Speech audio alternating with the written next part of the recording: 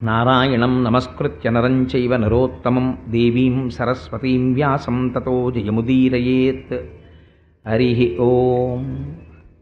పరమేశ్వర స్వరూపమైన సభకి నమస్కారం. నిన్నటి రోజు ప్రసంగాన్ని పూర్తి చేసే సమయానికి నేను మీకు ఒక విషయాన్ని విజ్ఞాపన చేసి ఉన్నాను.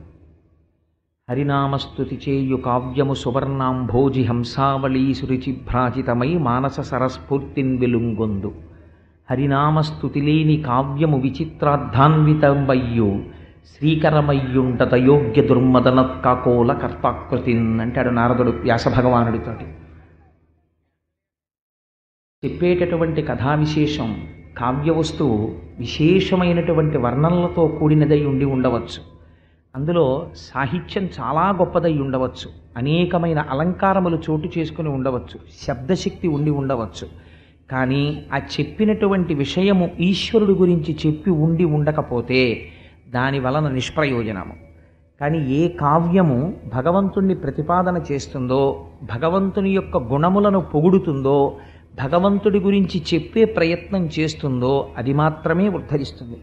అందుచేత అటువంటి గ్రంథరచనకి పూనుకోవలసింది అని వేదవ్యాసుణ్ణి నారద భగవానుడు ప్రార్థన చేస్తే ఆయన సలహా మేరకు తన ఆశ్రమంలో భాగవతాన్ని రచించడం ప్రారంభం చేశాడు. దాన్ని మన అదృష్టవశాత్తు మన తెలుగువారైనటువంటి పోతనామాచ్యుల వారు ఆంధ్రీకరించారు అని శారద నీరదేంద్రు ఘనసార పటీర మరాళ మల్లికాహార తుషార ఫేన రజతాచలకాశ ఫణీశ కుంద మందార పయోధిసిత తామర సామర వాహిని శుభాకారత నొప్పు నిన్ను మది కానగనెన్నడు కల్గు భారతి అని ఆ శారదాదేవిని స్తోత్రం చేసి ఆంధ్రీకరించడం ప్రారంభం చేస్తే మహానుభావుడికి అలవోకగా పడిపోయే పదాలు పడిపోయి ఒక అద్భుతమైనటువంటి ఆంధ్రీకరణం ఆ రోజున జరిగింది.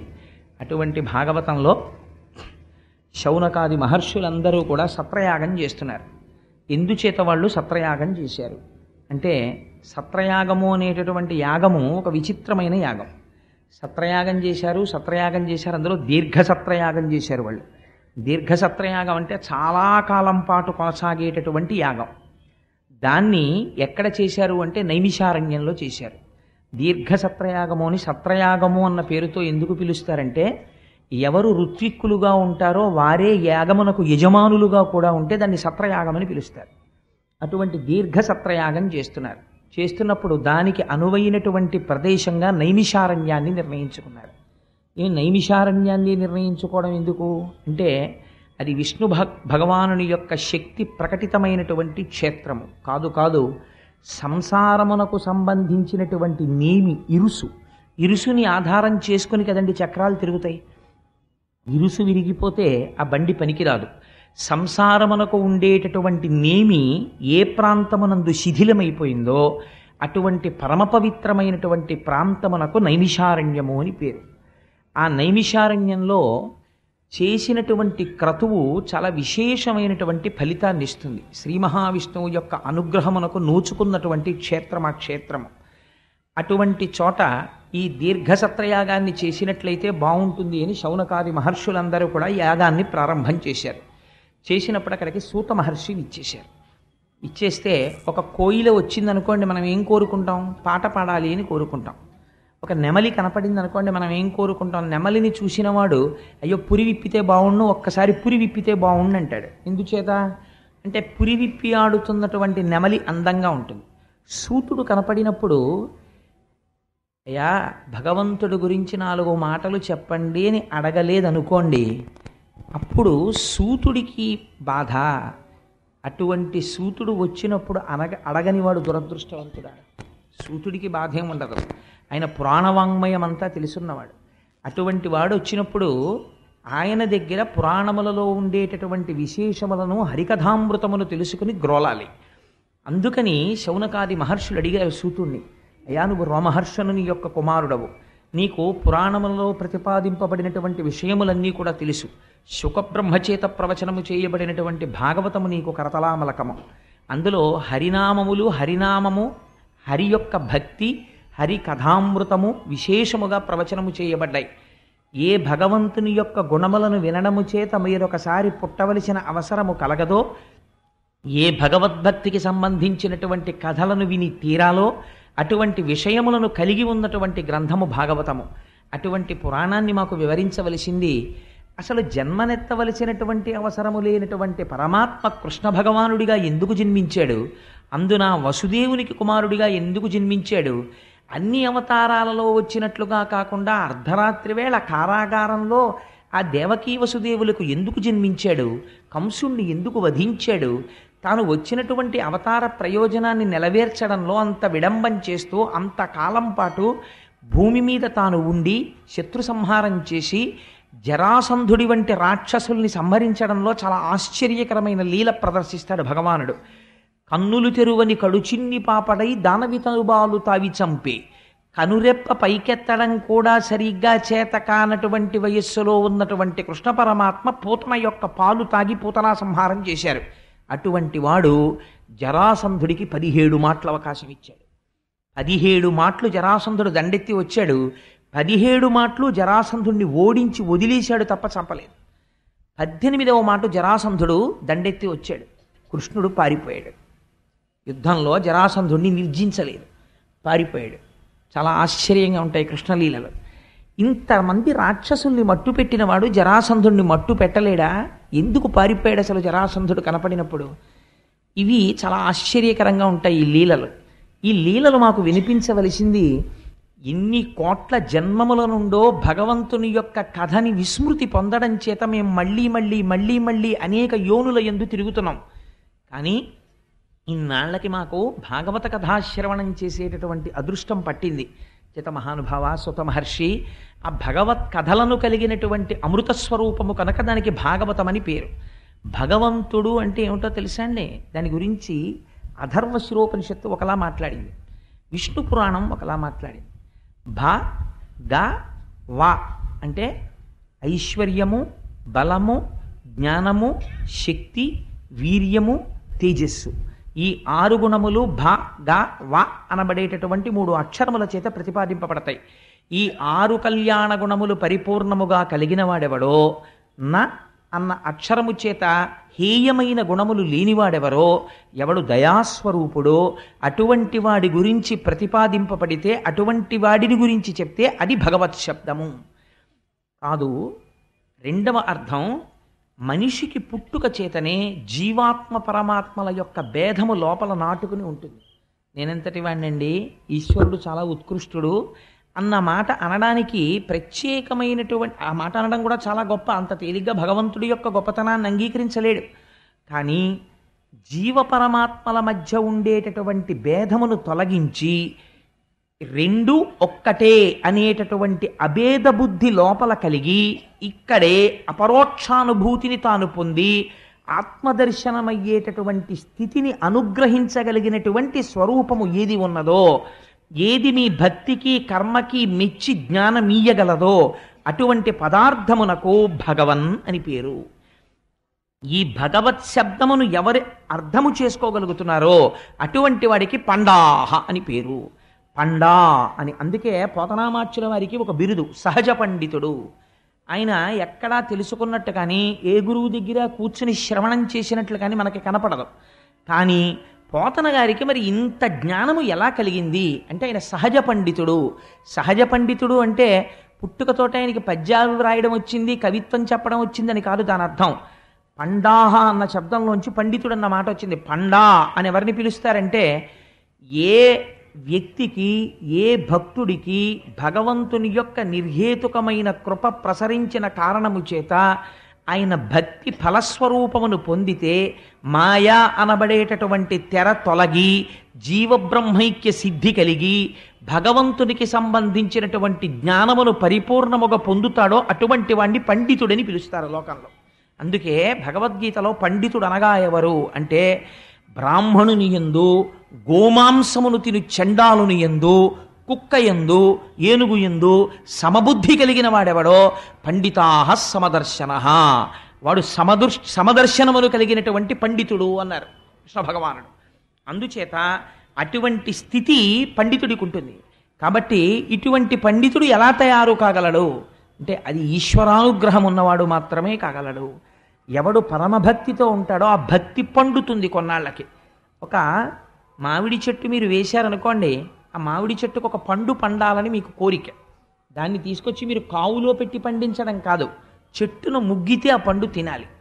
కానీ మీరు పెట్టినటువంటి విత్తనంలోంచి చెట్టు రావాలి, దాన్ని మేకలు ఆవులు తినేయకుండా ఉండాలి, అది ఒక స్థితికి రావాలి, అది పూత పుయ్యాలి, విశేషమైన మంచు పడి ఆ పువ్వులు వాడిపోకుండా ఉండాలి, అవి పిందెలవ్వాలి, ఆ పిందె రాలిపోకుండా ఉండాలి, అది కాయవ్వాలి, వీధిలో ఉన్న పిల్లలు రాళ్ళు పెట్టి కొట్టి కింద పడిపోకుండా అది కాపాడబడాలి, దాన్ని చిలక కొట్టకుండా ఉండాలి, అది చెట్టున పండాలి, ఆరముగ్గాలి, ముగ్గిన తరువాత కాకులు వచ్చి పొడి చేసి తినేయకుండా ఉండాలి, అది భూమి మీద పడాలి, పడే లోపల కింద పడి చితికిపోకుండా చక్కగా మీరు పరిచిన ఏ గడ్డిలోనో పడాలి, పడి మీ చేతికి దక్కితే అందులోంచి సువాసనలు వెదజల్లుతున్నటువంటి ఆ ఫలాన్ని ఆస్వాదించిన నాడు మీరు చేసినటువంటి ప్రయత్నమునకు సిద్ధి.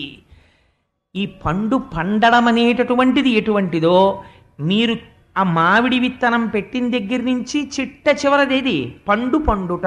పండు పండుట మీ చేతిలో లేదు, అది తనంత తాను పండాలి. మామిడి పండు ఓ పండు పండిపో, పండు పండిపో అంటే పండదు, తనంత తాను పండిపోతుంది. అందుకేనండి శాస్త్రంలో ఒక గొప్ప రహస్యం ఉంది. రామకృష్ణ పరమహంస అంటారు, తొక్కలేని పండు పండదు. పండు పండిపోయిన తరువాత తొక్క నుంచి విడిపోతుంది. చూడండి ఆశ్చర్యం, ఒక మామిడి పండు బాగా ముగ్గిపోయింది అనుకోండి, మీరు బలవంతంగా దాన్ని ఏదో ఆ మామిడి కాయికి ఉండేటటువంటి పైన ఉండేటటువంటి ఆ తొక్క తీసేయడానికి ఆల్చిప్ప లాంటి దాన్ని పట్టుకొచ్చి ఊరగాయలు పెట్టే ముందు బలవంతంగా ఉత్తరిస్తారు. అలా చెయ్యక్కర్లేదు. మామిడి పండు బాగా ముగ్గిపోయింది అనుకోండి, మామిడి పండు బాగా ముగ్గిపోయింది, దీనికి తొక్క తీయండి అని ఎవరు అడగరు. తొక్క తీసే ప్రయత్నం మీరు చేసినా అందులోకి గుజ్జు వచ్చేస్తుంది. వచ్చేస్తే ఒక్కొక్క నాడు ఆ తొక్కతో కలిపి తినేస్తాడు కూడా. ఏమైపోయింది, ఆ పండు లోపల పండిపోయినటువంటి పండుకి రక్షకత్వంతో ఈ పైన ఉన్నటువంటి తొక్క నిలబడుతుంది. కానీ చిత్రం ఏమిటంటే ఈ తొక్క రంగు కూడా మారిపోతుంది, లోపల పండు పండిపోయిందని తెలిసిపోతుంది. మాయ లేకపోతే బ్రహ్మము తెలియదు. బ్రహ్మము తెలిసినా మాయ ఉన్నది అని తెలియచెప్పడం కోసమని ఈ పండిపోయినటువంటి మహాజ్ఞాని మాట్లాడితే తప్ప మాయ యొక్క అస్తిత్వం తెలియదు. ఈ రెండు పండు తొక్క ఎలా కలిసి ఉంటాయో మాయా బ్రహ్మము అలా ఉంటాయి. చిత్రంగా ఉంటుంది. అందుకే కొబ్బరి కురిడి అయిపోయింది అనుకోండి, దాన్ని ఇంక ఇంట్లో వాడరు. లేకపోతే కొబ్బరి కురిడి అయిపోయింది అనుకోండి, ఆ కురిడిని తీసుకెళ్ళి కొబ్బరికాయ కొట్టడానికో ఇంకొక ప్రయత్నానికో వాడరు, దాన్ని పూర్ణాహుతిలో వేసేస్తారు. కొబ్బరి చెక్క వేయండి అనరు. కొబ్బరి పెంకుని చాలా గట్టిగా పట్టుకుంటుంది, కానీ లోపల ఉన్న నీరు ఆవిరైపోయి కొబ్బరి కురిడి అయిపోయింది అనుకోండి, పైన ఉన్నటువంటి డిప్పతో ఉన్న సంబంధాన్ని వదిలిపెట్టేస్తుంది. వదిలిపెట్టేసి ఇలా అంటే గుడుగుడు గుడుగుడు ఆడుతుంటుంది. దాని అర్థం ఏమిటో తెలుసా అండి, ఈ శరీరములోనే ఉన్న లోపల ఉన్న ఆత్మగా తానుండి దీంట్లో డబ్బాలో బెల్లం ముక్క కొట్టుకున్నట్టు కొట్టుకుంటుంటాడు, విడిపోయాడు. ఉట్టినే ఇందులో ఉన్నాడు. ఇలా కొడితే కురిడీలో పడిపోయినట్టు ఎప్పుడైనా ఇందులోంచి కురిడీగా బయటికి వచ్చేస్తాడు, పూర్ణత్వాన్ని పొందేశాడు. ఇప్పుడు ఆ పూర్ణత్వాన్ని పొందేసిన కురిడి తినడానికి కాదు, పూర్ణాహుతిలో పడేయడానికి పనికొస్తుందండి. పూర్ణాహుతి ఒకటి పూర్తయిపోయింది అని చెప్పడానికి పూర్ణాహుతి చేస్తారు. ఇంకా మళ్ళీ రావలసిన అవసరం లేని స్థితికి వెళ్ళిపోయాడు అని చెప్పడానికి తాను కురిడి అయిపోతాడు. కురిడి అయిపోతే అందుకే కొబ్బరికాయతో మనకి రోజు సంబంధం. ఈ లోపల ఆత్మని తాను తెలుసుకుని ఆత్మగా ఉండి ఈ పై శరీరంతో సంబంధం ఉండదు. ఇంట్లో ఉన్న వాళ్ళకి చూసే వాళ్ళకి ఏమిటండి ఆయన ఏం పట్టించుకోరు, అలాగా ఆరోగ్యం అలా అయిపోతుంది, ఆయనకి ఏమీ అక్కర్లేదు అంటే ఆయన తెలుసుకున్నాడు, ఇంకా తను నిలబెట్టుకోవలసిన అవసరం లేదు, అయిపోయింది దీని పరిస్థితి. దీనితో ఏది చెయ్యాలో అది చేసేసాను గృహస్థాశ్రమంలోకి వచ్చి. ఇంకా దీనితో చెయ్యవలసింది ఏమైనా మిగిలిపోయి ఉంటే ఇంకా ఈ ఒళ్ళు వృద్ధాప్యంలో గడగడలాడుతూ ఈశ్వరుణ్ణి సేవించడానికి ఈ రెండు చేతులు ఇలా కలిపి నమస్కరించడానికే తప్ప ఇది ఉండాలన్న కోరికేం లేదు. లోపలున్నది తాను, ఇందులోంచి ఎప్పుడు బయటికి వెళ్ళిపోతానా అని చూస్తాడు. అబ్బా ఎన్నాళ్ళు ఉంటాను ఇందులో అని. కురిడి ఇలా అంటే కొబ్బరికాయ విడిపోయి పగలగొట్టేసి తీసేసి వేరే పెట్టేసి పూర్ణాహుతిలో పడేసినట్టు. కాబట్టి ఏమైపోయింది, ఇప్పుడు ఆ శరీరం పూర్ణాహుతికి వెళ్ళిపోయింది. అంటే ఇంకా మరొకసారి శరీరంలోకి రాడిగా.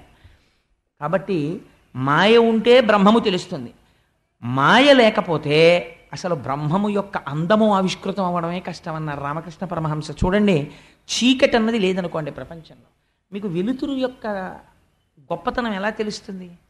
వెలుతురే ఉండిపోయింది అనుకోండి, బా చీకటి పడితే బాగుండండి నిద్ర పట్టట్లేదు అంటాం.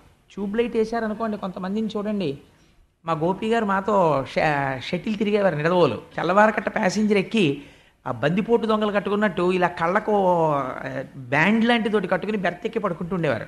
పైగా నన్ను పిలిచి చెప్తుంటారు, కోటేశ్వరారు చూసారా నేను ఇది కట్టుకుంటాను, ఎందుకంటే వీళ్ళందరూ లైట్లు వేసుకున్నా నా కళ్ళ మీద పడవు, నాకు ఇలా నిద్ర పట్టేస్తుంది అనేవారు. అలాగా మనం చీకట్లో ఉండడానికి ఇష్టపడతాం. వెలుతురు ఉంటే చీకటి విలువ తెలియదు, చీకట్లో ఉంటే వెలుతురు విలువ తెలియదు. చీకటి వెలుతురు రెండూ ఉంటే ఒక దాంట్లో ఉన్నప్పుడు రెండో దాని విలువ తెలుస్తుంది. మాయ ఉంటే బ్రహ్మం తెలుస్తుంది, బ్రహ్మ ఉంటే మాయ తెలుస్తుంది. అందుకని రెండు ఉండాలి, ఉండి ఓ దాంట్లోంచి ఓ దాంట్లోకి వెళ్ళాలి, వెళ్ళినప్పుడే అందం తెలుస్తుంది. సరే, అందుచేత భాగవతంలో అంటారు, అటువంటి బ్రహ్మము కదా, ఆ బ్రహ్మము గురించి, అటువంటి భగవత్తత్వం గురించి, ఈ జీవబ్రహ్మైక్య సిద్ధినిచ్చేటటువంటిది ఏదో, ఏది కురిడి చేసిందో మీకు తెలియదు. అదండి గమ్మత్తు కొబ్బరికాయ. అసలు ఆ పైన ఎక్కడో పుడుతుంది, అక్కడెక్కడో పుట్టిన కొబ్బరికాయకి ఇక్కడెక్కడో ఉన్న నీళ్లు లోపలికి ఎలా చేరాయో తెలియదు. పోనీ ఎక్కువైపోయి ఓ చొక్క కింద కారిపోవు. ఆ లోపలికి వెళ్ళిపోయిన నీళ్లు ఎలా ఆవిరైపోయాయో తెలియదు. లోపలికెళ్ళిన నీరు ఆవిరైపోయిన తర్వాత కోరం పెట్టి కోరితే తప్ప ఊడని కొబ్బరి ఎలా పెంకు నుంచి ఊడిపోయిందో తెలియదు. ఇవన్నీ మీ కంటికి కనపడని ఏదో శక్తి నడిపించేస్తోందంతే. నడిపించేసిన తరువాత ఆ శక్తి కంటికి కనపడకపోయినా తత్ఫలితము మీ కంటికి కనపడుతోంది. కొబ్బరి కాయ కాయడం, కురిడి అయిపోవడం తెలుస్తోంది. అలా జీవుడిగా తాను పుట్టి జీవుడిగా ఉంటూ నేను జీవుణ్ణి అనుకున్నవాడు జీవబ్రహ్మైక్య సిద్ధిని పొందాలంటే దానికి ఈశ్వరానుగ్రహం ఉండాలి. ఈ ఈశ్వరానుగ్రహమును పరిపూర్ణముగా వర్షించి ముందు భక్తి వైపు నడిపించగలిగినటువంటి గొప్ప పురాణం భాగవతం. అందుచేత మహానుభావ సూత, మాకు ఆ భాగవతం గురించి వివరించవయ్యా అని అడిగారు నైమిషారణ్యంలో ఉన్నటువంటి ఆ శౌనకాది మహర్షులు. అడిగితే సూత భగవానుడు ప్రారంభం చేశాడు. ఆయన భాగవతాన్ని ప్రవచనం చేస్తూ అంటాడు, మన కంటితో చూసినప్పుడు మనకి కట్టె అనగా కాష్టము, కాష్టం అంటే కట్టె, వేరొకటి అనుకోకండి, ఒక కట్టె, ఒక పొగ, మంట, మూడు కనపడతాయి వెలిగించినప్పుడు. కట్టె కనపడుతుంది, మంట కనపడుతుంది, పొగ కనపడుతుంది. ఇందులో మంట సత్వగుణం. అసలు మంట కానటువంటి పొగ మంటని ఆవురించినట్లు కనపడుతుంది, ఇది రజోగుణం.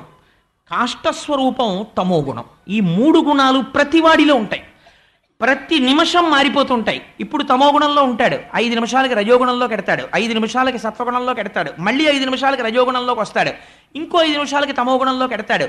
ఈ మూడు గుణములలో తిరుగుతూనే ఉంటాడు. ఈ తిప్పేటటువంటి గుణాలు ఏ ఉన్నాయో ఆ మూడు గుణాలు చాలా గమ్మత్తుగా ఉంటాయి. ఇప్పుడు ఆ గుణ విభాగం గురించి నేను మాట్లాడడం కన్నా రామకృష్ణ పరమహంస చెప్పిన ఒక అందమైన ఆఖ్యానము చెప్తే మీకు తొందరగా పసిగట్టేస్తారు. మీకు తెలియదని కాదు, అదో వెర్రి నేను ఏదో చెప్పాను అనుకుని. రామకృష్ణ పరమహంస అంటారు, వెనకటికి ఒక ధనికుడు అరణ్యంలో ప్రవేశించాడు. అక్కడ ఉండేటటువంటి దారి దొంగలు ఆ వచ్చినటువంటి ధనికుణ్ణి పట్టుకుని నిగ్రహించి ఆయన దగ్గర ఉన్నటువంటి ధనాన్ని దోచుకున్నారు. ఆయన చెట్టు కింద పడిపోయి ఉన్నాడు.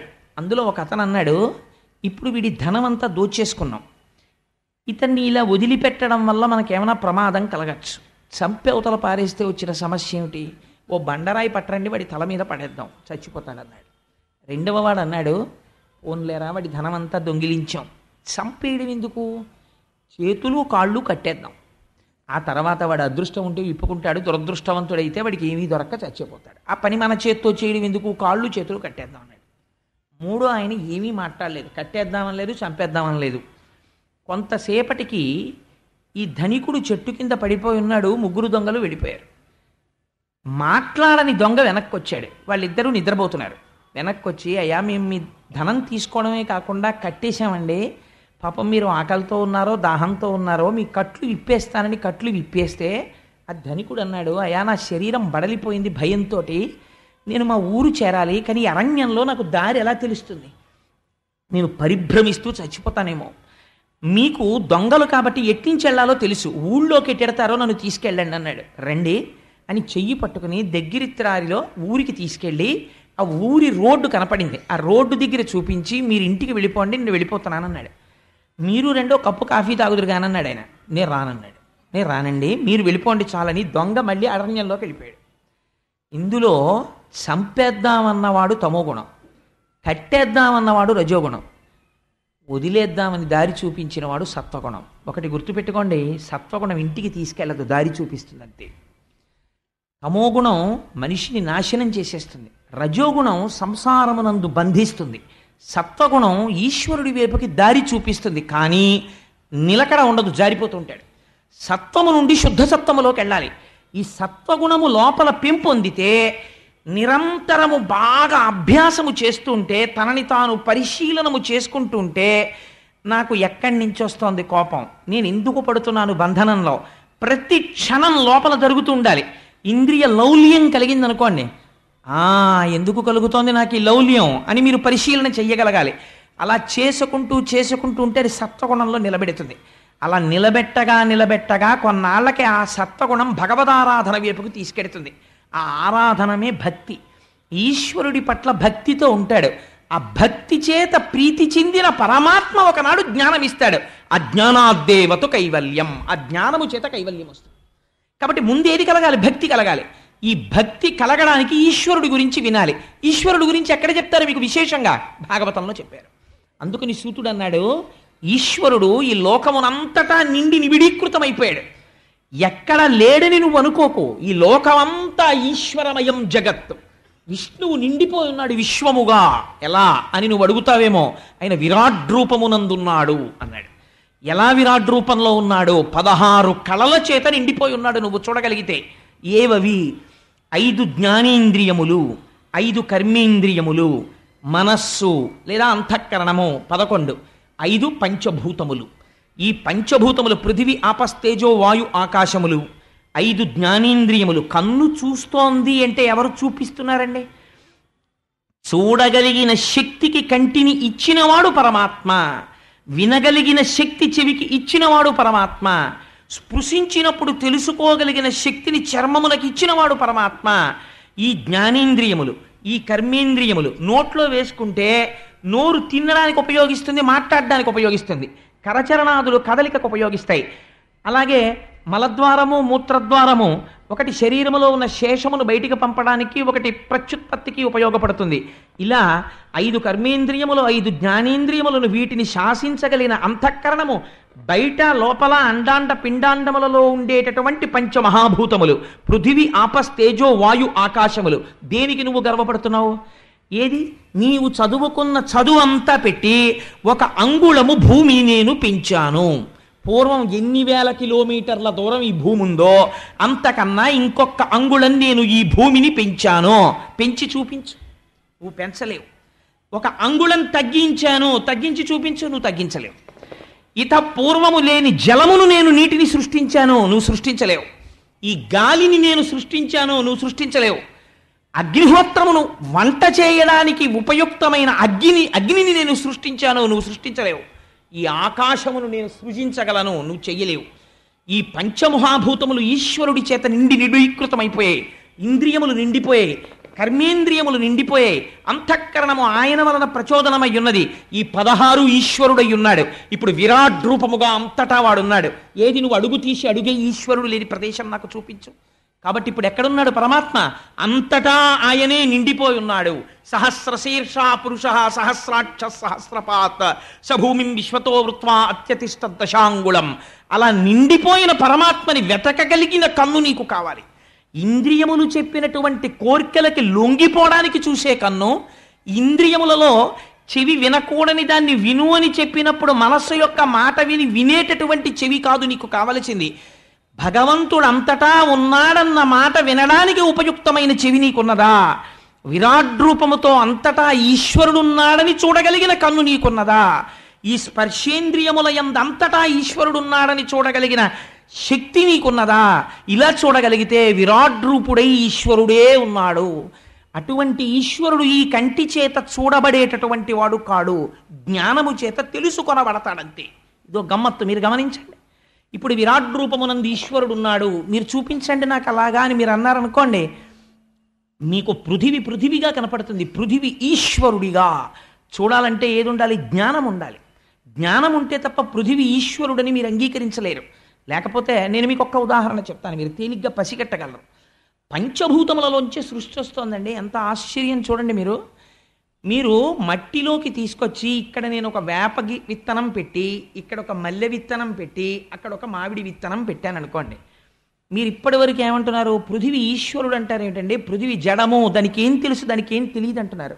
ఏమీ తెలియని మట్టిలో మీరు మల్లె విత్తు, మామిడి విత్తు, వేప విత్తు పెట్టి మీరు సృష్టించని పంచభూతములలో నీటికి ఏం తెలుసు అన్నారు మీరు. ఆ నీటిని తెచ్చి పోశారు. సూర్యుడిలోంచి అగ్నిహోత్రం వస్తోంది.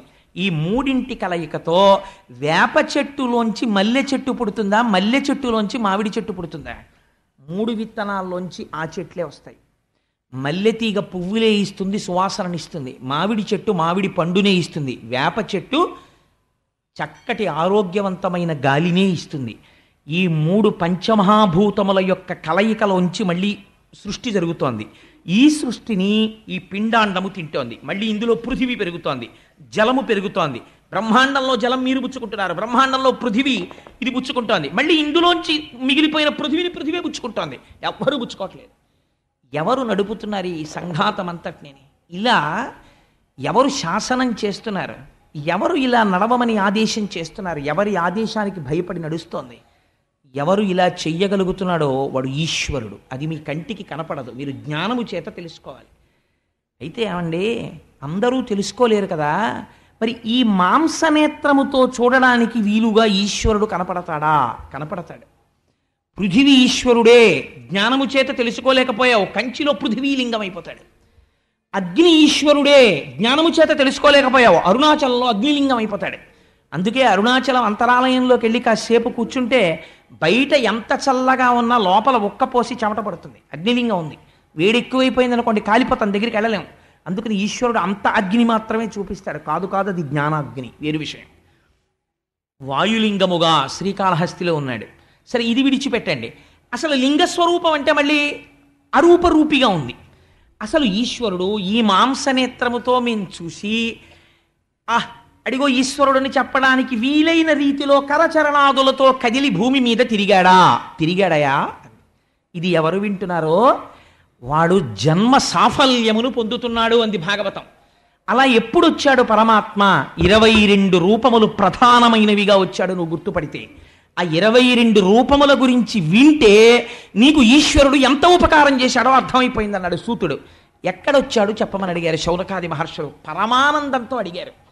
ఆయన అన్నారు, క్షీరసాగరమునందు శయనించి లోకుల యొక్క అన్ని విషయములను యోగ నిద్రలో తెలుసుకుంటున్నటువంటి మూర్తిగా శంఖచక్ర గదాధరుడై నాభికమలము నుంచి చతుర్ముఖ బ్రహ్మగారు పుట్టగా కదిలిన బాహు పదంబుల కంకణ రవము సూప అంటారు పోతన గారు. ఇలా చేతులు కదులుతుంటే ఆయన వేసుకున్నటువంటి మణికంకణముల యొక్క ధని కలుగుతుంటే ఆయన పాదాన్ని లక్ష్మీదేవి ఒత్తుతున్నప్పుడు ఆయన కొంచెం ఇలా అనేటప్పటికీ ఆ పాదములకు పెట్టుకున్నటువంటి నూపురముల యొక్క ధని కలుగుతుంటే పచ్చని పీతాంబరం కట్టుకున్నవాడై తెల్లటి శంఖాన్ని చేతిలో పట్టుకుని, కుడి చేతిలో చక్రం పట్టుకుని, గద పట్టుకుని, పద్మము పట్టుకుని శేషుడి మీద పడుకున్నటువంటి ఆ శ్రీ మహావిష్ణువు ఉన్నారే శ్రీమన్నారాయణుడు. ఆ శ్రీమన్నారాయణుడు ఈ లోకమంతటికి ప్రధానమైనటువంటి స్వామి.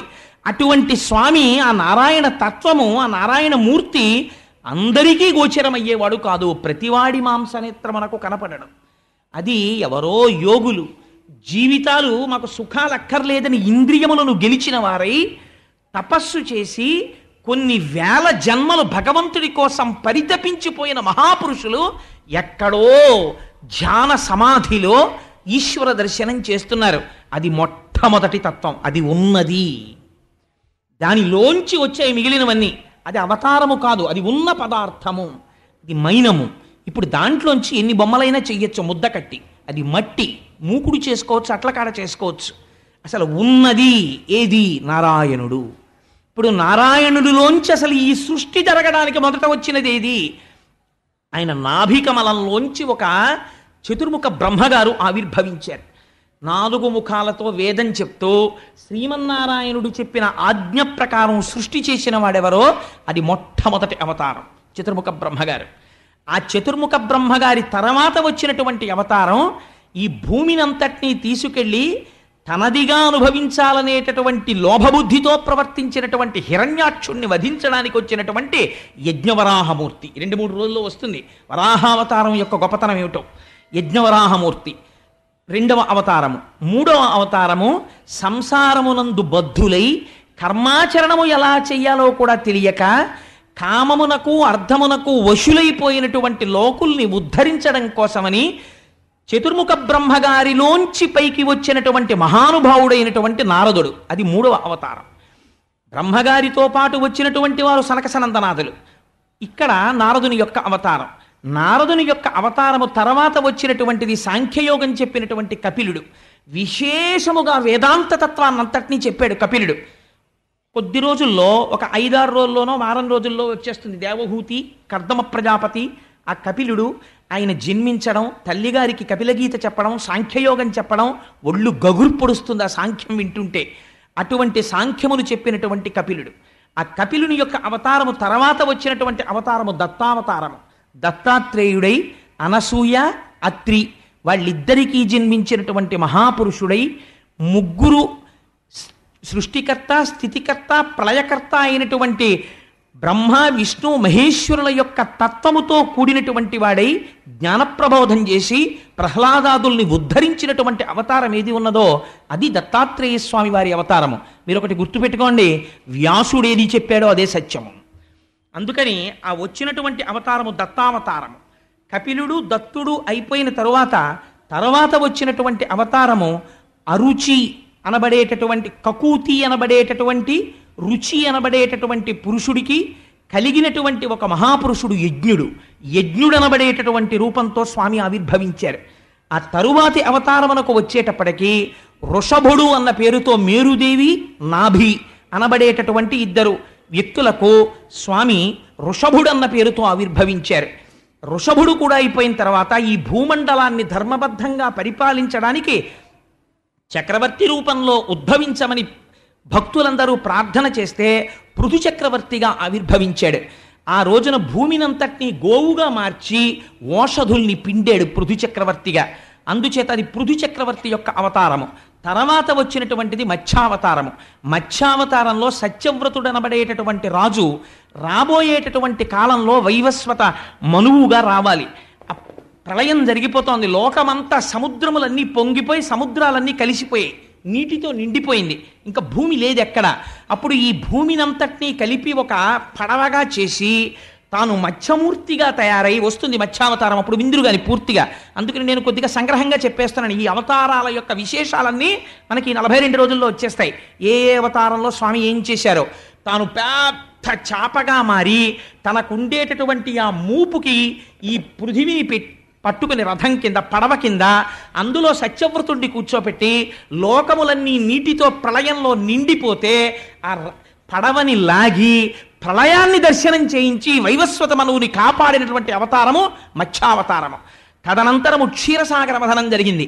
అసలు విందులుగానే క్షీరసాగర మథనం ఎటువంటి క్షీరసాగర మథనమో అందులో లక్ష్మీదేవి పుడుతుంది. ఆ లక్ష్మీ కళ్యాణం వస్తుంది. అందులో లక్ష్మీ కళ్యాణం వింటే ఏమవుతుందో తెలుసా అండి? అపాంగై అన్న మాటకి వ్యాస భగవానుడు అర్థం చెప్తాడు. లక్ష్మీ కళ్యాణం ఎవరు వింటారో వాళ్ళకి కొన్ని కోట్ల జన్మల చేసినట్టు పాపము వలన అనుభవిస్తున్న దరిద్రం ఆ రోజుతో అంతమైపోతుంది. లక్ష్మీదేవి అనుగ్రహం కలుగుతుంది. ఆ లక్ష్మీ కళ్యాణం వస్తుంది.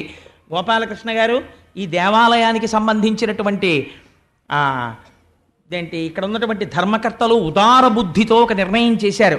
లక్ష్మీ కళ్యాణం జరిగినటువంటి మరుసటి రోజు ఉదయం సాధ్యమైనంత వరకు దాన్ని సెకండ్ సాటర్డే నాడు సాయంకాలానికి వచ్చేటట్టుగా చూద్దాం అనుకుంటున్నాం. అందుకని కొంచెం అటు ఇటు చేస్తున్నాం ఆ ప్రసంగాన్ని. చేస్తే ఆదివారం నాడు లక్ష్మీ కళ్యాణం శనివారం సాయంకాలం విన్నాక ఆదివారం నాడు ఉదయం సువాసినులందరూ సామూహికంగా కూర్చుని పరమ వైదికంగా కుంకుమార్చన చేసుకునే అవకాశాన్ని కల్పిస్తున్నారు లక్ష్మీదేవికి. అటువంటి సామూహిక పూజ చెయ్యొచ్చు అమ్మవారు లక్ష్మీ కళ్యాణం జరిగిన తర్వాత. సరే, అందుచేత ఆ స్వామి క్షీరసాగర మథన సమయంలో మందర పర్వతం పాలసముద్రంలో మునిగిపోకుండా కూర్మావతారం ఎత్తాడు. కూర్మావతారము తర్వాత వచ్చినటువంటి అవతారము మోహిని అవతారము. దేవతలకు దానవులకు అమృతాన్ని పంచిపెట్టేటప్పుడు మోహిని స్వరూపంతో, ఇవన్నీ మీరు ఎదరెదర వింటారు. క్షీరసాగర మథనం చెప్పినప్పుడు అసలు ఆ మోహిని ఎలా వచ్చిందో, ఈశ్వరుడు ఎందుకు భ్రమించాడో, మోహిని వెంట ఎలా పడ్డాడో, అయ్యప్ప స్వామి ఎలా ఆవిర్భవించారో, ఈ విశేషాలన్నీ క్షీరసాగర మథనంలో విందురుగాని. అప్పుడు వచ్చినటువంటి అవతారము మోహిని అవతారము. మోహిని అవతారము తర్వాత వచ్చినటువంటి అవతారము నరసింహావతారం. నరసింహావతారంలో హిరణ్యకశిపుణ్ణి వధించాడు. నరసింహావతారము తర్వాత వచ్చినటువంటి అవతారము వామనావతారం. అంటే మీరు ఒకట తెలుసుకోండి, ఏమంటే మీరు ఈ చెప్తున్నటువంటి ఆర్డరు మేము విన్న మత్స్యకూర్మవరాహశ్చ నరసింహశ్చ వామనః దానికి తప్పుతోందేమని అనుకోకండి. ఇది మనువులు కాలగతిని పట్టి చెప్పుకుంటూ వెడుతున్నారు. అందుచేత వామనావతారం వచ్చింది. ఆ రోజున స్వామి పొట్టివాడై బలిచక్రవర్తి దగ్గర అర్థించాడు. అందులో ఉన్నటువంటి రహస్యాల్ని, అందులో ఉన్న అందాల్ని విందురుగాని వామనమూర్తి యొక్క కథ వింటే ఆ ఇళ్లల్లో జరిగినటువంటి శుభకార్యాలు వైదికంగా పరిపూర్తి చేయకపోయినా, తద్దినం సరిగ్గా పెట్టకపోయినా తద్దోషము నివారించి ఆ కార్యం పూర్ణమైపోయినట్టుగా అనుగ్రహించేస్తాడు. అంత గొప్ప కథ వామనమూర్తి కథ. విందురుగాని వామనమూర్తి కథ కూడాను. దీని వామనావతారము. వామనావతారము తర్వాత వచ్చినటువంటి అవతారము పరశురామావతారము. గండ్రగొడ్డలి పట్టుకుని 21 సార్లు భూప్రదక్షిణం చేసి క్షత్రియుల్ని సంహరించాడు. పరశురామావతారము తర్వాత వచ్చిన అవతారము వ్యాసావతారము. కలియుగంలో జనులు మందబుద్ధులై ఉంటారని వేద విభాగం చేసి ఉదారముగా 18 పురాణములు వెలిగించిన మహానుభావుడై వ్యాసుడై వచ్చాడు. వ్యాసావతారము తర్వాత వచ్చినటువంటి అవతారము రామావతారము. రామావతారంలో సముద్రానికి సేతువు కట్టి దశకంఠుడైనటువంటి రావణాసురుణ్ణి మర్దించి ధర్మ సంస్థాపన చేసి లోకులు ధర్మములో ఎలా ప్రవర్తించాలో నేర్పిన అవతారము రామావతారము. రామావతారము తర్వాత వచ్చినటువంటి అవతారము బలరామావతారము. బలరాముడి తర్వాత వచ్చిన అవతారము కృష్ణావతారము. కృష్ణావతారము తర్వాత వచ్చినటువంటి అవతారము బుద్ధావతారము. బుద్ధావతారము కలియుగ ప్రారంభమునందు కీకట దేశము అనబడేటటువంటి మగధ సామ్రాజ్యమునందు దేవతల పట్ల విరోధ భావనతో ఉన్న రాక్షసులను మోహింప చెయ్యడానికి వచ్చిన అవతారమైన బుద్ధావతారము. దశావతారాల్లో మీరు అనుకుంటున్న వేరొక బుద్ధావతారం గురించి వ్యాసుడు ప్రస్తావన చేయలేదు. ఆ అవతారమేదో అది బుద్ధావతారము. బుద్ధావతారము తర్వాత వచ్చేటటువంటి అవతారముగా వ్యాసుడు నిర్ధారించిన అవతారము కల్క్యావతారము. కల్క్యావతారము ఇప్పుడు మనం చెప్పుకుంటున్నట్టుగా కలియుగే ప్రథమ పాదే జంబూద్వీపే భరతవర్షే భరతఖండే అని చెప్తాం. ప్రథమ పాదంలో వస్తోందని వ్యాసుడు చెప్పలేదు. కలియుగం అంతమైపోయే ముందు యుగ సంధిలో కాశ్మీర దేశంలో ఉన్నటువంటి విష్ణుయశుడు అని పిలువబడేటటువంటి ఒక బ్రాహ్మణుడి కడుపున స్వామి ఆవిర్భవిస్తారు. అప్పుడు సవికల్ప సమాధిలో ఉన్న యోగులందరూ పైకి లేస్తారు ఆయన అవతారం రాగానే. అప్పుడు ఖడ్గాన్ని చేత పట్టుకుని తెల్లటి గుర్రం మీద కూర్చుని స్వామి ప్రజలని పీడించి తాము ధనవంతులయ్యేటటువంటి పరిపాలకులందరినీ సంహరించి యుగాంతం అయిపోతుంది, మళ్ళీ కొత్త యుగం ప్రారంభం అవుతుంది. యుగ సంధిలో వచ్చేటటువంటి అవతారము కల్క్యావతారము. కాబట్టి ఇలా 22 అవతారములను స్వామి స్వీకరించబోతున్నారయ్యా. 22 అవతారంతో ఇది ఎప్పుడు చెప్తున్నారు వ్యాసుడు? కృష్ణావతార ప్రారంభ సమయమునందు భాగవతాన్ని రచిస్తున్నటువంటి సమయంలో భూత భవిష్యత్ వర్తమాన కాల జ్ఞానం ఉన్నవాడు కాబట్టి చెప్పగలుగుతున్నాడు వ్యాసుడు. అందుచేత ఆయన వ్యాసుడంటే సాక్షాత్తు నారాయణాంశ మహానుభావుడు. ఇలా స్వామి 22 అవతారములలో విజయం చేస్తున్నారు. అయితే ఈ 22 అవతారములని నువ్వు అనుకుంటే పొరపాటు పడినట్టు. కొన్ని ప్రధానమైన విషయములను మేము ప్రస్తావన చేశాం. అజాయమానో బహుధా విజాయతే. ఆయనకు అసలు ఒక రూపమును తీసుకోవలసినటువంటి అవసరము లేదు. అటువంటి స్వామి ఈ కంటితో చూడడానికి వీలైనటువంటి రూపమును పొందాడు. దేనికోసం ఆయనే చెప్పాడు, పరిత్రాణాయ సాధూనాం వినాశాయ చ దుష్కృతాం ధర్మ సంస్థాపనార్థాయ సంభవామి యుగే యుగే. అంతటా నిండి నిబిడీకృతమైన పరమాత్మని ఈ మాంసనేత్రముతో మేము ఈ రూపంతో చూడాలని అనుకుంటున్నటువంటి భక్తుల యొక్క కోరిక తీర్చడం కోసమని ఒక రూపమును స్వీకరించినటువంటి వాడు పరమాత్మ తప్ప ఆ రూపమే పరమాత్మ కాదు అని ఇన్ని రూపములతో వచ్చాడు. ఇందులో మళ్ళీ పూర్ణావతారములు, పరిపూర్ణావతారములు, అనువంశ అని ఆవేశావతారములు, లీలావతారములు, అనుప్రవేశము చేసినటువంటి అవతారములు, అనేకమైనటువంటి అవతారములు పొందాడు. ఆ అవతారములను లెక్కించడము ఎవరి వలన కాదు. ప్రధానమైన అవతారములను నీకు చెప్పాను. ఏ మనుష్యుడు కొన్ని కోట్ల జన్మల నుంచి ఈశ్వరుడు లోకమును రక్షించడానికి ఇన్ని అవతారములను స్వీకరించాడని వినలేదో, ఆయన యొక్క కళ్యాణ గుణములను స్మరించలేదో, అటువంటి వారు విని తరించిపోవడానికి భాగవతంలో ముందు అవతార విశేషంతో ప్రారంభం చేశాడు మహానుభావుడు వ్యాసుడు. అటువంటి అవతారములు స్వామి స్వీకరించారు. కానీ ఒక్కటి తెలుసుకో, ఇన్ని అవతారములు స్వీకరించి ఈ కంటితో చూడడానికి వీలైనటువంటి రూపముతో ఉన్న పరమాత్మ యొక్క నిజమైన స్వరూపము ఎక్కడ ఉన్నది అంటే ఇక్కడే ఉన్నది, ఈ లోపలే ఉన్నది. వాడు అంతటా వ్యాప్తి చెందినవాడు. అంతటా వ్యాప్తి చెందినవాడైనా ఇక్కడే ఉన్న ఈ శరీరము పొందేటటువంటి సుఖదుఖములకు కానీ ఇంద్రియముల యొక్క అలదడికి కానీ ఆయన కారకుడు కాడు. ఆయన సాక్షిగా ఉండి సుఖదుఖములకు కేవలము అలా చూస్తూ ఉంటున్నాడు. ఎవరు ఆయనని తెలుసుకున్నారో, ఎవరు ఆయనే తానుగా జ్ఞానమును పొందుతున్నాడో అటువంటి వాడికి ఆధ్యాత్మిక ఆదిభౌతిక ఆదిదైవికములనేటటువంటి తాపములకు దూరముగా జ్ఞాని అయి పునరావృత్తి రహిత శాశ్వత శివ సాయుధ్య స్థితిని పొందుతాడు. దీనికి మీకు ఒక ఉదాహరణ చెప్తానని సూతుడు అంటాడు, పొగ పృథివీ వికారము. ఎంత గొప్ప మాట అన్నాడో చూడండి. పృథివీ అంటే కట్టె పృథివీ. పృథివీ యొక్క వికారమే పొగ. అంటే ఈ కట్టె ధూళిగా పైకి లేచింది అనుకోండి పొగ, కానీ పొగ దేన్ని ఆవరించి ఉంటుంది? మంటని ఆవరించి ఉంటుంది. మంటని ఆవరించి ఉన్నంత మాత్రము చేత పొగ మంట ఎప్పటికైనా కాగలదా? కాలేదు. పొగ పోతుంది, మంట నిలబడుతుంది. అందుచేత పృథివీ వికారమైనటువంటి పొగ అగ్నిహోత్రము పక్కనే ఉన్నా ఎలా అగ్నిహోత్రము కాదో, ఎలాగైతే ఆకాశంలో మెరుపులు మెరుస్తున్నాయంటాడు. అసలు నిర్వికారమైన ఆకారము ఒకనాడు మెరవదు, ఒకనాడు మెరవకుండా మెరుపులు లేకుండా అలా నీరసంగా ఉండదు. మెరుపులా నీకు కనపడుతున్న దానితో ఆకాశమునకు ఏ సంబంధము లేదు. ఆ ఆకాశం ఎప్పుడూ అలాగే ఉంది. నిర్వికారము, అలాగే ఉన్నటువంటి పదార్థం ఆకాశము. అటువంటి ఆకాశమునందు మెరుపులు ఆరోపింపబడినట్టు లేని జగత్తు నామరూపములుగా అజ్ఞాని చేత ఈశ్వరుని యందు ఆరోపింపబడి దర్శింపబడుచున్నది. ఎప్పుడు నామరూపములు తెలియబడ్డాయో ఆనాడే జ్ఞానము కలుగుతుంది. ఈ జ్ఞానము కలిగి నిలబడడానికి ఈశ్వరానుగ్రహం ఉండాలి. ఈ జ్ఞానము కలగని వాడికి నామరూపముల యందు తాదాత్మ్యత పొందిన వాడి స్థితి ఎలా ఉంటుందంటే, ఒక నటుని విశేషములు చూసి నటుని పట్ల ఆరాధన పెంచుకున్నట్టు. వ్యాసుడు ఎంత గొప్ప ఉపమానం వేశాడో చూడండి. వాళ్ళకి బాగా సరిపోతుంది అనుకుంటాను నేను. ఎంత గొప్ప మాట అండి అది. మీకు నేను ఇలా చెప్పాను అని మీరు మరోలా అనుకోకపోతే నేను ఒక్క మాట చెప్తాను. ఈశ్వరుడు అంతటా నిండి నిబిడీకృతమైపోయాడు. ఉన్నవాడు ఈశ్వరుడు ఒక్కడే. ఆ ఈశ్వరుడు కనపడడు, నామరూపములు కనపడతాయి. ఇది ఎలా ఉంటుందంటే, నేను తరచూ చెప్తుంటాను ఒక ఉపమానం. దారువు దంతి. ఒక కొయ్యతో ఏనుగు బొమ్మ చేయించి తండ్రి ఇంటికి తెచ్చాడు, అక్కడ పెట్టాడు. కొడుకు పరిగెత్తుకుంటూ వచ్చి అన్నాడు, ఒక 8 ఏళ్ల కొడుకు, నాన్నగారు నాన్నగారు మన ఇంట్లో ఏనుగుంది అన్నాడు. తండ్రి అన్నాడు, ఏదిరా ఏనుగు అన్నాడు. నాన్నగారు అదిగోనండి ఏనుగు. అమ్మ బాబోయ్, ఏనుగు తొండం ఎంత బాగుందో, ఏనుగు దంతాలు ఎంత బాగున్నాయో. నాన్నగారండి ఏనుగు నోరెంత బాగుందో చూసారా, ఎంత పెద్ద ఏనుగో నాన్నగారండి అంటున్నాడు. తండ్రి అన్నాడు, కాదురా అది కొయ్య అన్నాడు. కొడుకు అన్నాడు, ఏంటి నాన్నగారండి మీరు అన్నీ అలాగే చెప్తారు, అది కొయ్య కాదు ఏనుగు అన్నాడు. తండ్రి అన్నాడు, నీ అమాయకత్వం అజ్ఞానం రా, అది ఏనుగు కాదు అది కొయ్య అన్నాడు. మీరు సత్యం చెప్పండి, అది ఏనుగా కొయ్య? అది కొయ్య, అది ఏనుగు కాదు. ఏనుగుగా కనపడుతోంది. ఏనుగుగా మీకు కనపడుతోంది కాబట్టి రూపము ఏనుగుదని మీరు గుర్తించారు కాబట్టి దానికి ఏనుగన్న నామం వచ్చింది. ఎలకను చూపించి ఏనుగు అన్నారు అనుకోండి, కాదండి ఎలకంటారు. ఎందుకని? మనస్సు ఆ ఆకార వృత్తిని పొందేసింది. ఎలుకగా మనసు మారింది, ఎలుక అని గుర్తుపడుతోంది.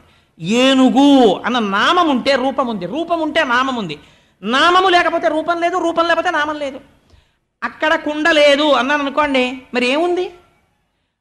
కుండ రూపంలో మట్టి ఉన్నది, కుండ లేదు. కుండ అశాశ్వతము, మట్టి అక్కడ ఉన్నది. ఇది జ్ఞాననేత్రము చేత దర్శనం అవ్వాలి.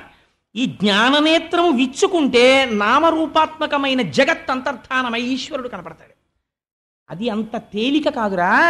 నామరూపముల యందు నిలబడిపోతాడు, తర్కం చేస్తాడు, పైగా వాదన చేస్తాడు. ఎందుకు చేస్తున్నాడో తెలుసా? నటుడి యొక్క నటనా విశేషములను చూసి అభిమానించినటువంటి మూర్ఖుని వలే అన్నాడు.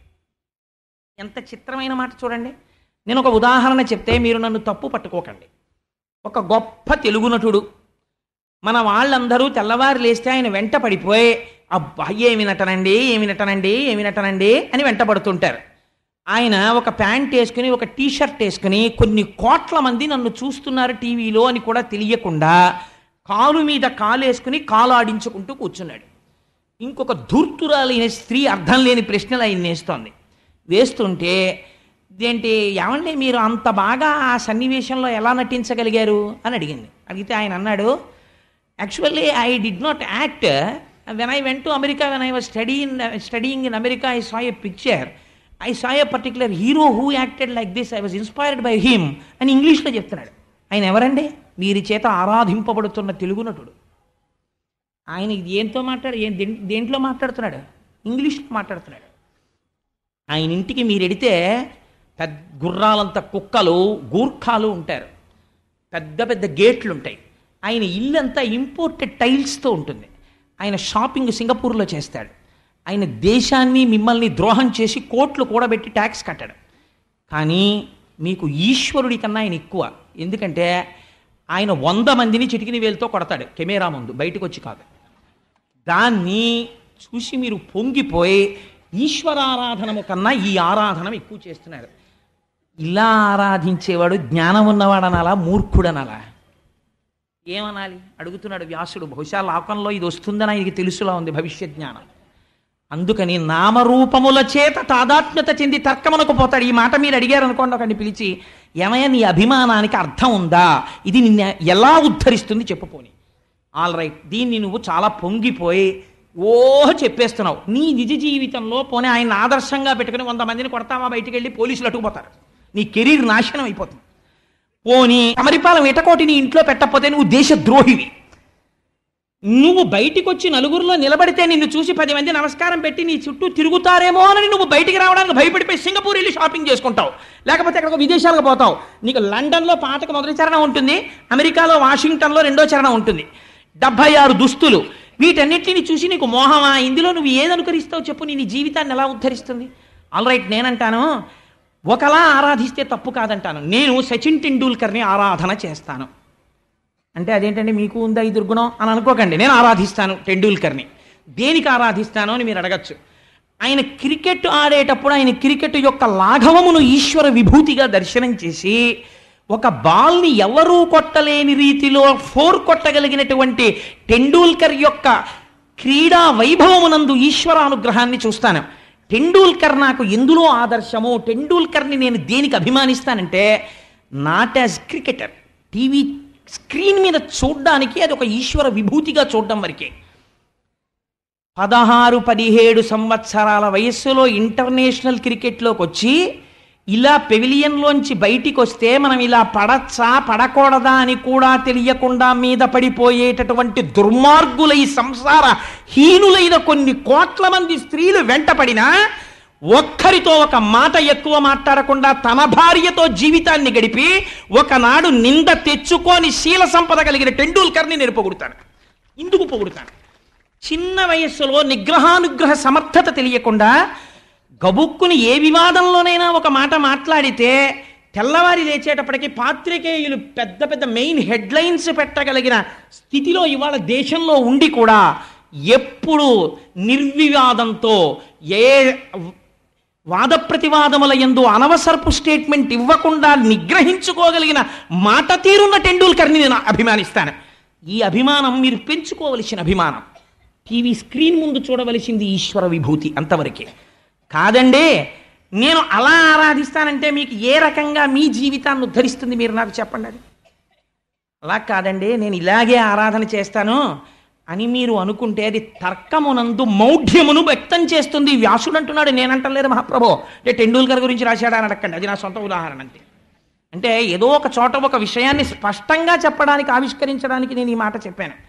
అలా లేనివాడు నటుని యొక్క విశేషములను చూచి ఆకర్షింపబడి తర్కమునకు దిగి తను ఆదర్శముగా పెట్టుకోకూడని విషయమును ఆదర్శముగా పెట్టుకొని తాను సంస్కారహీనుడైన వ్యక్తిలా నామరూపాత్మకమైన జగత్తునందు తాదాత్మ్యము చెంది బుద్ధి చేత జ్ఞానము చేత బ్రహ్మమును గుర్తిరగడానికి ప్రయత్నము చేయని వ్యక్తి నిర్గుణమైన ఈశ్వర దర్శనము ఎన్నటికీ చెయ్యలేడు చెప్పేశారంతే వ్యాస భగవానుడు. ఇలాంటి స్థితి ఏనాడు కలుగుతుందో ఆనాడు అంతటా నీకు ఈశ్వరుడు కనపడతాడు.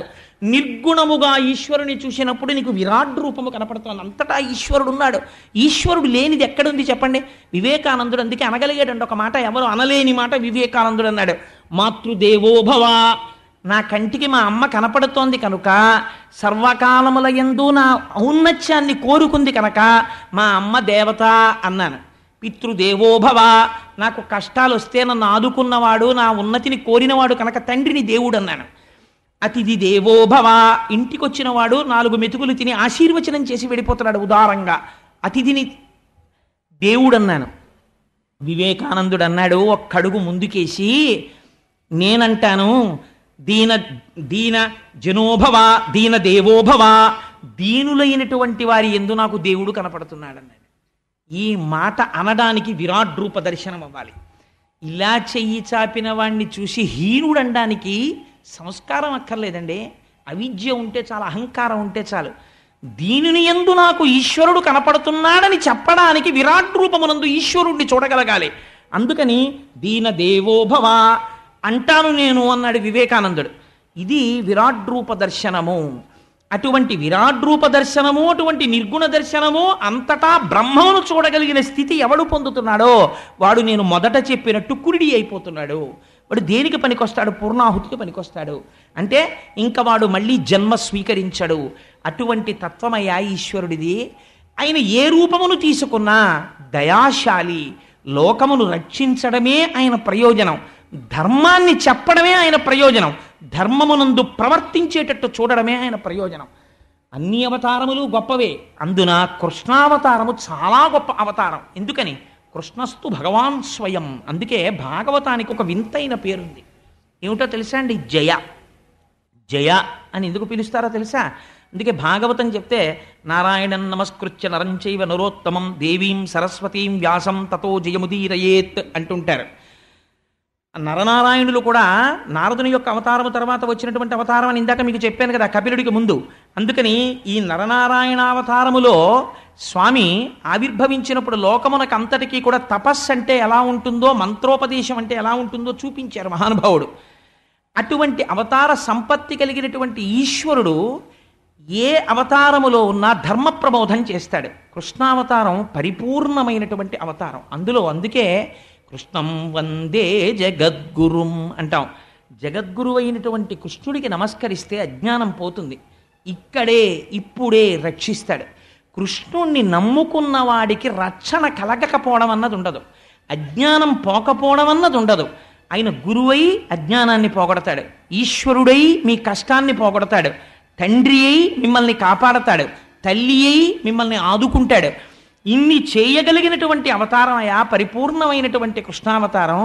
కృష్ణావతారానికి సంబంధించినటువంటి ఒక విశేషాన్ని మీకు చెప్తాను వినండి అన్నాడు శౌనకాది మహర్షులతో సూతుడు అని ఒక విషయాన్ని వివరణ చేస్తున్నాడు.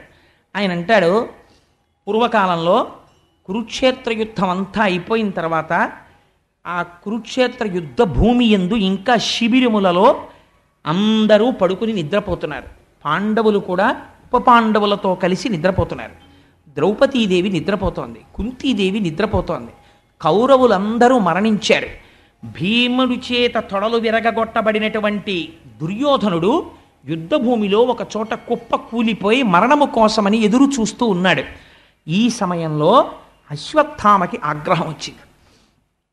ఈ కురుసైన్యానికంతటికీ అంటే ధృతరాష్ట్రుని యొక్క పుత్రుడైనటువంటి దుర్యోధనుడి సైన్యమునకంతటికీ కూడా కలిగిన ఆపద, దుర్యోధనుడికి కలిగిన ఆపద చూసి అశ్వత్థామకి విపరీతమైనటువంటి బాధ, ఆవేశం కలిగి చేయరాని పని ఒకటి చెయ్యడానికి నిశ్చయించుకున్నాడు.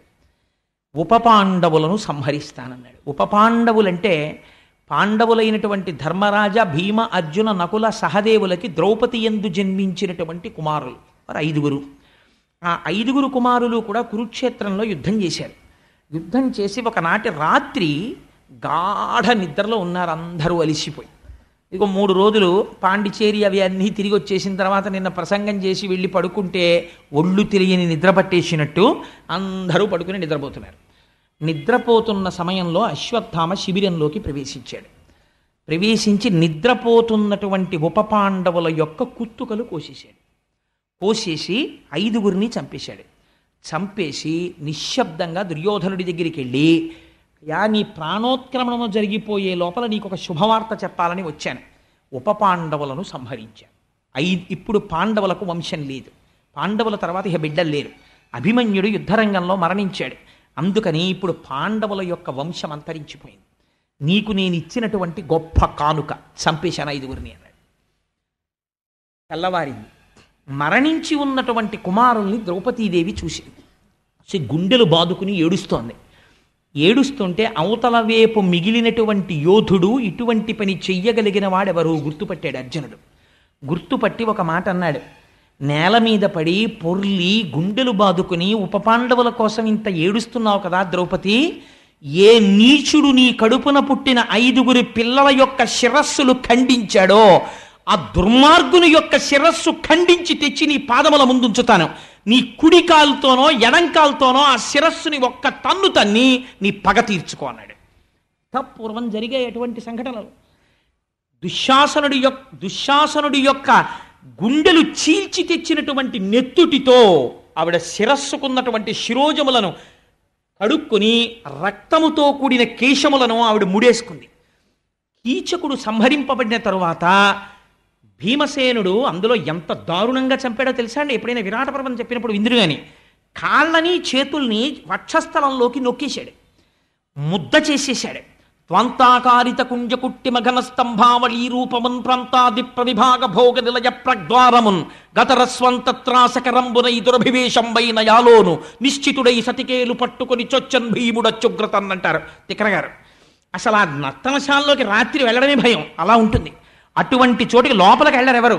అటువంటి చోటుకి నిర్భయుడై ద్రౌపదీదేవిని పట్టుకుని వెళ్ళాడు. అది చంపడం కూడా అతి నిశ్శబ్దంగా చంపేశాడు. ఒకరి కేక ఒకరికి వినపడకూడదని. గట్టిగా కేకేస్తే నా బతుకు బయటడిపోతుందని కీచుకుడు అడవలేదు, తను ఎవరో తెలిసిపోతుందని భీముడు అరవలేదు. నిశ్శబ్దంగా కొట్టేసుకున్నారు. చచ్చిపోయాడు కీచకుడు. ఇప్పుడు ఈ మాంసపు ముద్దని ద్రౌపది రా చూద్దుగాని నీ వెంట పడ్డవాణ్ణి అని ఒక కాగడా పట్టుకుని ఎడుతున్నాడు భీముడు. నిర్భయంగా వెళ్ళింది ద్రౌపది. వెళ్ళి చూసి శహభాష్ నా పగ తీరిందండి. అటువంటి కాంత ఆవిడే సామాన్యమైంది కాదు ద్రౌపదీదేవి అంటే. ఆవిడ శీల సంపత్తి వింటే ఆశ్చర్యపోతారటువంటి మహాపతివ్రత, అటువంటి తల్లి ఆవిడ. అటువంటి ద్రౌపది దగ్గర ఇటువంటి ప్రతిజ్ఞ అర్జునుడు చేస్తే ఆశ్చర్యమే ఉందండి. అందుకని ఉపపాండవులను సంహరించిన వాడెవడో వాడి శిరస్సు తెచ్చి అక్కడ పెడతాను, నీ పాదంతో తొక్కు ద్రౌపది అన్నాడు. అని కృష్ణ భగవానుణ్ణి సారథిగా పెట్టుకుని అశ్వత్థామని వెంబడించాడు. అర్జునుడు వచ్చేస్తుంటే అశ్వత్థామ తన ప్రాణోత్క్రమణం అయిపోతుంది, తనని చంపేస్తాడన్న భయంతో పరిగెడుతున్నాడు రథం పట్టుకుని. ఇలా పరిగెడుతుంటే పోతన గారు ఒక అందమైన ఉపమానం వేసేశారు.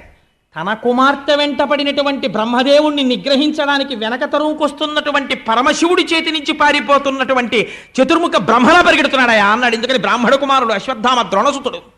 పరిగెడుతున్నటువంటి అశ్వత్థామ దగ్గరికి పరిగెత్తి పరిగెత్తి పరిగెత్తి గుర్రాలు అలిసిపోయి ఇహ పరిగెత్తలేకపోయి రథం దిగిపోయాడు. వచ్చేస్తోంది అర్జునుడి రథం. ముందు కృష్ణుడు సారథ్యం చేస్తున్నాడు.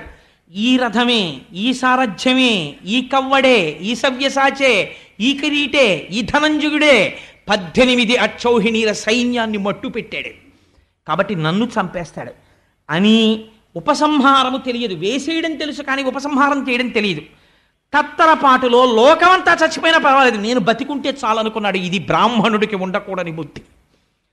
బ్రహ్మాస్త్రాన్ని ప్రయోగించాడు. అది పొగలు కక్కుతూ లోకములంతటా నిండిపోయినటువంటి ఒక గొప్ప తేజస్సు నిండిపోయి అర్జునుడి మీదకి వస్తుంది. వెనక్కి తిరిగి కృష్ణుడి వంక చూశాడు అర్జునుడు. మహానుభావ, ఎవరు సారథ్యం చేస్తే నేను కురుక్షేత్రంలో గెలిచానో, ఏ మహానుభావుడు సంసార సముద్రమునందు పడిపోయినటువంటి వారిని ఉద్ధరించడానికి వచ్చినటువంటి దివ్యమైన నౌకయో, ఎవరి అనుగ్రహం కలగడం చేత మాయా అనబడేటటువంటి అవనిక తొలగిపోతుందో, ఎవరి అనుగ్రహం కలగడం చేత పామరుడైన వాడు కూడా జ్ఞానమును పొంది తిరిగి జన్మ ఎత్తాడో, అటువంటి నీ అనుగ్రహం వల్ల నేను ఇన్నింటిని సాధించగలిగాను. ఈ లోకములన్నీ నిండిపోయి సంక్షుభితం చేస్తున్నటువంటి ఈ తేజస్సు ఏమో నాకు తెలియచేయవలసింది అని అడిగాడు. అడిగితే అప్పుడు కృష్ణ భగవానుడు చెప్పాడు. ఉపసంహారము తెలియకపోయినా అశ్వత్థామ బ్రహ్మాస్త్రమును ప్రయోగించాడు. ఇప్పుడు ఆ బ్రహ్మాస్త్రాన్ని నిగ్రహించడానికి నువ్వు కూడా బ్రహ్మాస్త్రాన్నే ప్రయోగించాలి, విడిచిపెట్టన్నాడు. వెంటనే ఆచమనం చేసి అభిమంత్రించి కృష్ణ భగవానుడున్న రథానికి ప్రదక్షిణం చేసి వచ్చి బ్రహ్మాస్త్రాన్ని విడిచిపెట్టాడు. ఇప్పుడు ఒక బ్రహ్మాస్త్రం కాదు, 2 బ్రహ్మాస్త్రాలు ఒకదానికొకటి ఎదురొచ్చాయి. ఇప్పుడు లోకములన్నీ తల్లడిల్లిపోయి ఉపద్రవం వచ్చేసి ప్రళయమే వచ్చేసింది అనుకుని దేవతలు ఋషులు పరుగులు తీస్తున్నారు. లోకములో ఉన్న ప్రాణులన్నీ కూడా ఉత్కంఠ పొందే, అందరూ హడిలిపోతున్నారు. లోకములనన్నింటినీ రక్షించే స్వభావం ఉన్న కృష్ణ పరమాత్మ ఆ రోజు లోకము ప్రార్థించలేదు. కానీ ఆయన అన్నాడు, ధూర్తుడైన అశ్వత్థామ ప్రయోగించిన బ్రహ్మాస్త్రము మీదకి నువ్వు కూడా బ్రహ్మాస్త్రాన్ని ప్రయోగించావు. వాడికి ఉపసంహారం తెలియదు. నిష్కారణముగా లోకులు బాధపడకూడదు, 2 బ్రహ్మాస్త్రములను ఉపసంహారము చేసేయన్నాడు. 2 బ్రహ్మాస్త్రాల్ని అర్జునుడు ఉపసంహారం చేశాడు. ఉపసంహారము చేసిన తరువాత వణికిపోతున్న అశ్వత్థామ దగ్గరికి వెళ్ళి ఒక పశువుని కట్టినట్టు త్రాటితో కట్టేశాడు. కట్టేసి రథం మీద పెట్టాడు. పెట్టి విపరీతమైన వేగంతో యుద్ధభూమిలోకి వచ్చాడు. యుద్ధభూమికి వచ్చి అక్కడ నిలబెట్టాడు రథం దింపి. కన్నులు ఎర్రబడిపోయి ఉన్నాయి అర్జునుడికి. ఎదురుగుండా యమధర్మరాజు నిలబడినట్టు నిలబడున్నాడు. వణికిపోతున్నాడు అశ్వత్థామ. కృష్ణుడు అన్నాడు, అర్జున, నిద్రపోతున్నటువంటి అమాయకులైన ఉపపాండవులను సంహరించినటువంటి బాలఘాతకుడి అశ్వత్థామ. బ్రాహ్మణుడని చూడకు, గురుపుత్రుడని చూడకు, సంహరించేయి, కుత్తుక కత్తిరించు అన్నాడు. అర్జునుడు మాట్లాడలేదు, చంపలేదు. కృష్ణుడు చెప్పినా మీరు గుర్తుపెట్టుకోవాలి బాగా, ఎందుకు చెప్తున్నాడో సూతుడి విషయాన్ని. కేవల కథాంశము కాదు భాగవతంలో, లోపల ఇది ఉపనిషత్ సారము, మీరు గుర్తుపట్టాలి. బ్రహ్మాస్త్రాన్ని వేశాడు, 2 ఉపసంహారం చేశాడు. అశ్వత్థామని చంపలేదు. ఈ తాటితో కట్టబడినటువంటి అశ్వత్థామని పశువుని ఇచ్చుకెళ్ళినట్టు ద్రౌపదీదేవి శిబిరానికి తీసుకెళ్ళాడు. అక్కడ మారేశాడు. ద్రౌపది, నీకు చెప్పాను, వీడి శిరస్సుని నీ కాలుతో తన్నమని. తీసుకొచ్చి అశ్వత్థామని అక్కడ పడేశాను. ఇప్పుడు నా ప్రతిజ్ఞ నెరవేర్చుకుంటానన్నాడు. ద్రౌపదీదేవి చూసింది అశ్వత్థామని. ఏ ద్రౌపది చూసిందండి? నేను 2-3 ఉదాహరణలు మీకు భారతంలోంచి చెప్పాను. అటువంటి ద్రౌపది చూసింది అశ్వత్థామని. ఏం చేశాడు? ఒక తల్లి ఏదైనా ఒప్పుకుంటుందేమో కానీ తన పసుపు కుంకాలకి కానీ తన బిడ్డలకి కానీ ఆపద తెచ్చిన వాడిని క్షమించదు. 5 బిడ్డల్ని చంపేశాడు, ఒకడు కాదు. ఆయన్ని చూసి వెంటనే నమస్కారం చేసింది. నమస్కారం చేసి ఆవిడంది, మహానుభావ అశ్వత్థామ, మా మగవారలందరూ నా భర్తలైనటువంటి ధర్మరాజు, భీముడు, అర్జునుడు, నకులుడు, సహదేవుడు ఉన్నారే, 5గురికి నీ తండ్రి గురువు. అనేకమైనటువంటి అస్త్రములను ప్రయోగించడం, ఉపసంహారం చెయ్యడం నీ తండ్రి ద్రోణాచార్యుడు మా భర్తలకి నేర్పాడు. ఆ కారణం చేత వాళ్ళు కురుక్షేత్రంలో గెలవగలిగారు. ఆత్మావై పుత్రనామాసి. తండ్రి తన కొడుకు రూపంలో భూమి మీద తిరుగుతుంటాడు. నువ్వు మా గురుపుత్రుడవు, అందుచేత నీకు నీయందు నాకు నా భర్తల యొక్క గురువు దర్శనమవుతున్నాడు. ఇటువంటి నీకు నీ పాదముల వంక శిరస్సు పెట్టి చూసి నమస్కరిస్తున్నాను. అందుకని నిన్ను నేను ఒక్క మాట అనను. ఎంత ధర్మం పాటిస్తోందో ద్రౌపదీదేవి, మీరు ఆలోచించండి. ఇది ద్రౌపది అంటే అని ఆవిడంది. ఉద్రేకంబునరారు శస్త్రధరులై యుద్ధావనిన్లేరు, కించి ద్రోహంబును నీకు చేయరు, బలోచ్చేకంబునన్ చీకటిన్ నిద్రాకారుల చిన్ని పాపలరణ ప్రౌఢ క్రియాహీనులన్ నిద్రాసక్తుల సంహరింపనకట నీ చేతులెట్లాడెనో అంది. ఆవిడ కోపడలేదు, ఎంత మాట అందో చూడండి. ఉద్రేకంబునరారు శస్త్రధరులై, కోపంతో మిగిలిన అశ్వత్థామని చంపేస్తానని నా పిల్లలు అస్త్రాలు పట్టుకుని శస్త్రాలు పట్టుకుని యుద్ధభూమికి రాలేదు. యుద్ధావనిన్లేరు, పోనమ్మా పట్టుకు రాకపోతే యుద్ధభూమిలో కనబడ్డారు, చంపేశానందామా? యుద్ధావనిన్లేరు, కించి ద్రోహంబును నీకు చేయరు. ఇతపూర్వం ద్రోహం చేశారమ్మా, చంపేశానంటావా? నీకు ద్రోహం చెయ్యలేదు. బలోచ్చేకంబుతో చీకటిన్ నిద్రాసక్తుల చిన్ని పాపల రణ ప్రౌఢ క్రియాహీనుల, అపారమైనటువంటి నిద్రలో సుషుప్తిలో ఉన్నటువంటి నా కుమారులు యుద్ధము చెయ్యడమునందు ఆసక్తి లేనివారై గాఢ నిద్రలో ఉన్నటువంటి వారు. ఇటువంటి వారిని ఎవ్వరినీ చంపకూడదు. నీకు ధర్మం తెలుసు, బ్రాహ్మణ పుట్టుక పుట్టావు, ద్రోణాచార్యుడికి కొడుకువయ్యావు. నిద్రాసక్తులై చిన్ని పాపల సంహరింపనకట నీ చేతులు ఎట్లా ఆడెనో, నీకు ధర్మం జ్ఞాపకం రాలేదా అని అడిగింది. నాకు ధర్మం జ్ఞాపకం వచ్చిందే, 5 కొడుకుల్ని చంపినవాడు ఎదురుకుండా నిలబడితే ఒక మాట అనకూడదు. గురుపుత్రుడు, పుత్ర రూపంలో ఉన్న గురువు కాబట్టి నేను అనకూడదని నమస్కరిస్తున్నాను ఇంత బాధలో. రాత్రి చంపేటప్పుడు నీకు ఈ విషయాలు జ్ఞాపకం రాలేదా అని పరోక్షంగా అడిగింది. జ్ఞాపకం రాలేదా అని అడిగితే ఒక బ్రాహ్మణుడికి తెలిసి ఉండవలసిన ధర్మము తెలియదా అని అడిగినట్టు అవుతుందని, నీ చేతులు ఇట్లా ఆడేనో, నీకు చేతులు ఎలా వచ్చాయా చంపడానికి అని అర్జునుడి వంక చూసింది. అక్కట పుత్రశోక జనితాకుల భార విషణ్ణ చిత్తనై పొక్కుచునున్న భంగి నిన్ను బోర్ర కిరీటి నిబద్ధు చేసి నేడిక్కడ కిచ్చి తెచ్చుట సహింపనిదై భవదీయ మాత నేడెక్కడ ఎట్టి శోకమున ఏ క్రియ ఏడ్చుచు మొక్కుచున్నదో. అర్జున, నేను ఎందుకు బాధపడుతున్నానో తెలుసా? 5 పిల్లలు సంహరింపబడిన తరువాత చచ్చిపోయారని నేను ఏడ్చాను ఇప్పటిదాకా.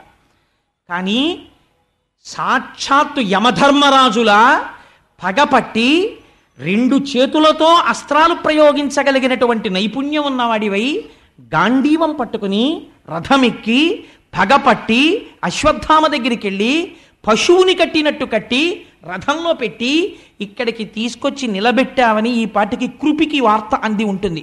కృపి అంటే ద్రోణుడి భార్య. అశ్వత్థామ తల్లికి ఈ వార్త తెలిసి ఉంటుంది. కొడుకు చచ్చిపోయాడని ఏడవడం ఒకెత్తు, చచ్చిపోతున్నాడింకా రక్షించుకోలేనని ఏడవడం ఒకెత్తు. మీకు ఇన్ని అస్త్రాలు నేర్పిన ద్రోణుడి భార్య మీ గురుపత్ని అలా ఏడిచేటట్టు ప్రవర్తించచ్చా? అక్కట పుత్రశోక జనితాకుల భార విషణ్ణ చిత్తనై పొక్కుచునున్న భంగి నిన్ను బోర కిరీటి నిబద్ధు చేసి నేడిక్కడ కీర్చి తెచ్చుట సహింపనిదై భవదీయ మాత నేడెక్కడ ఎట్టి శోకమున ఏ క్రియ ఏడ్చుచు మొక్కుచున్నదో.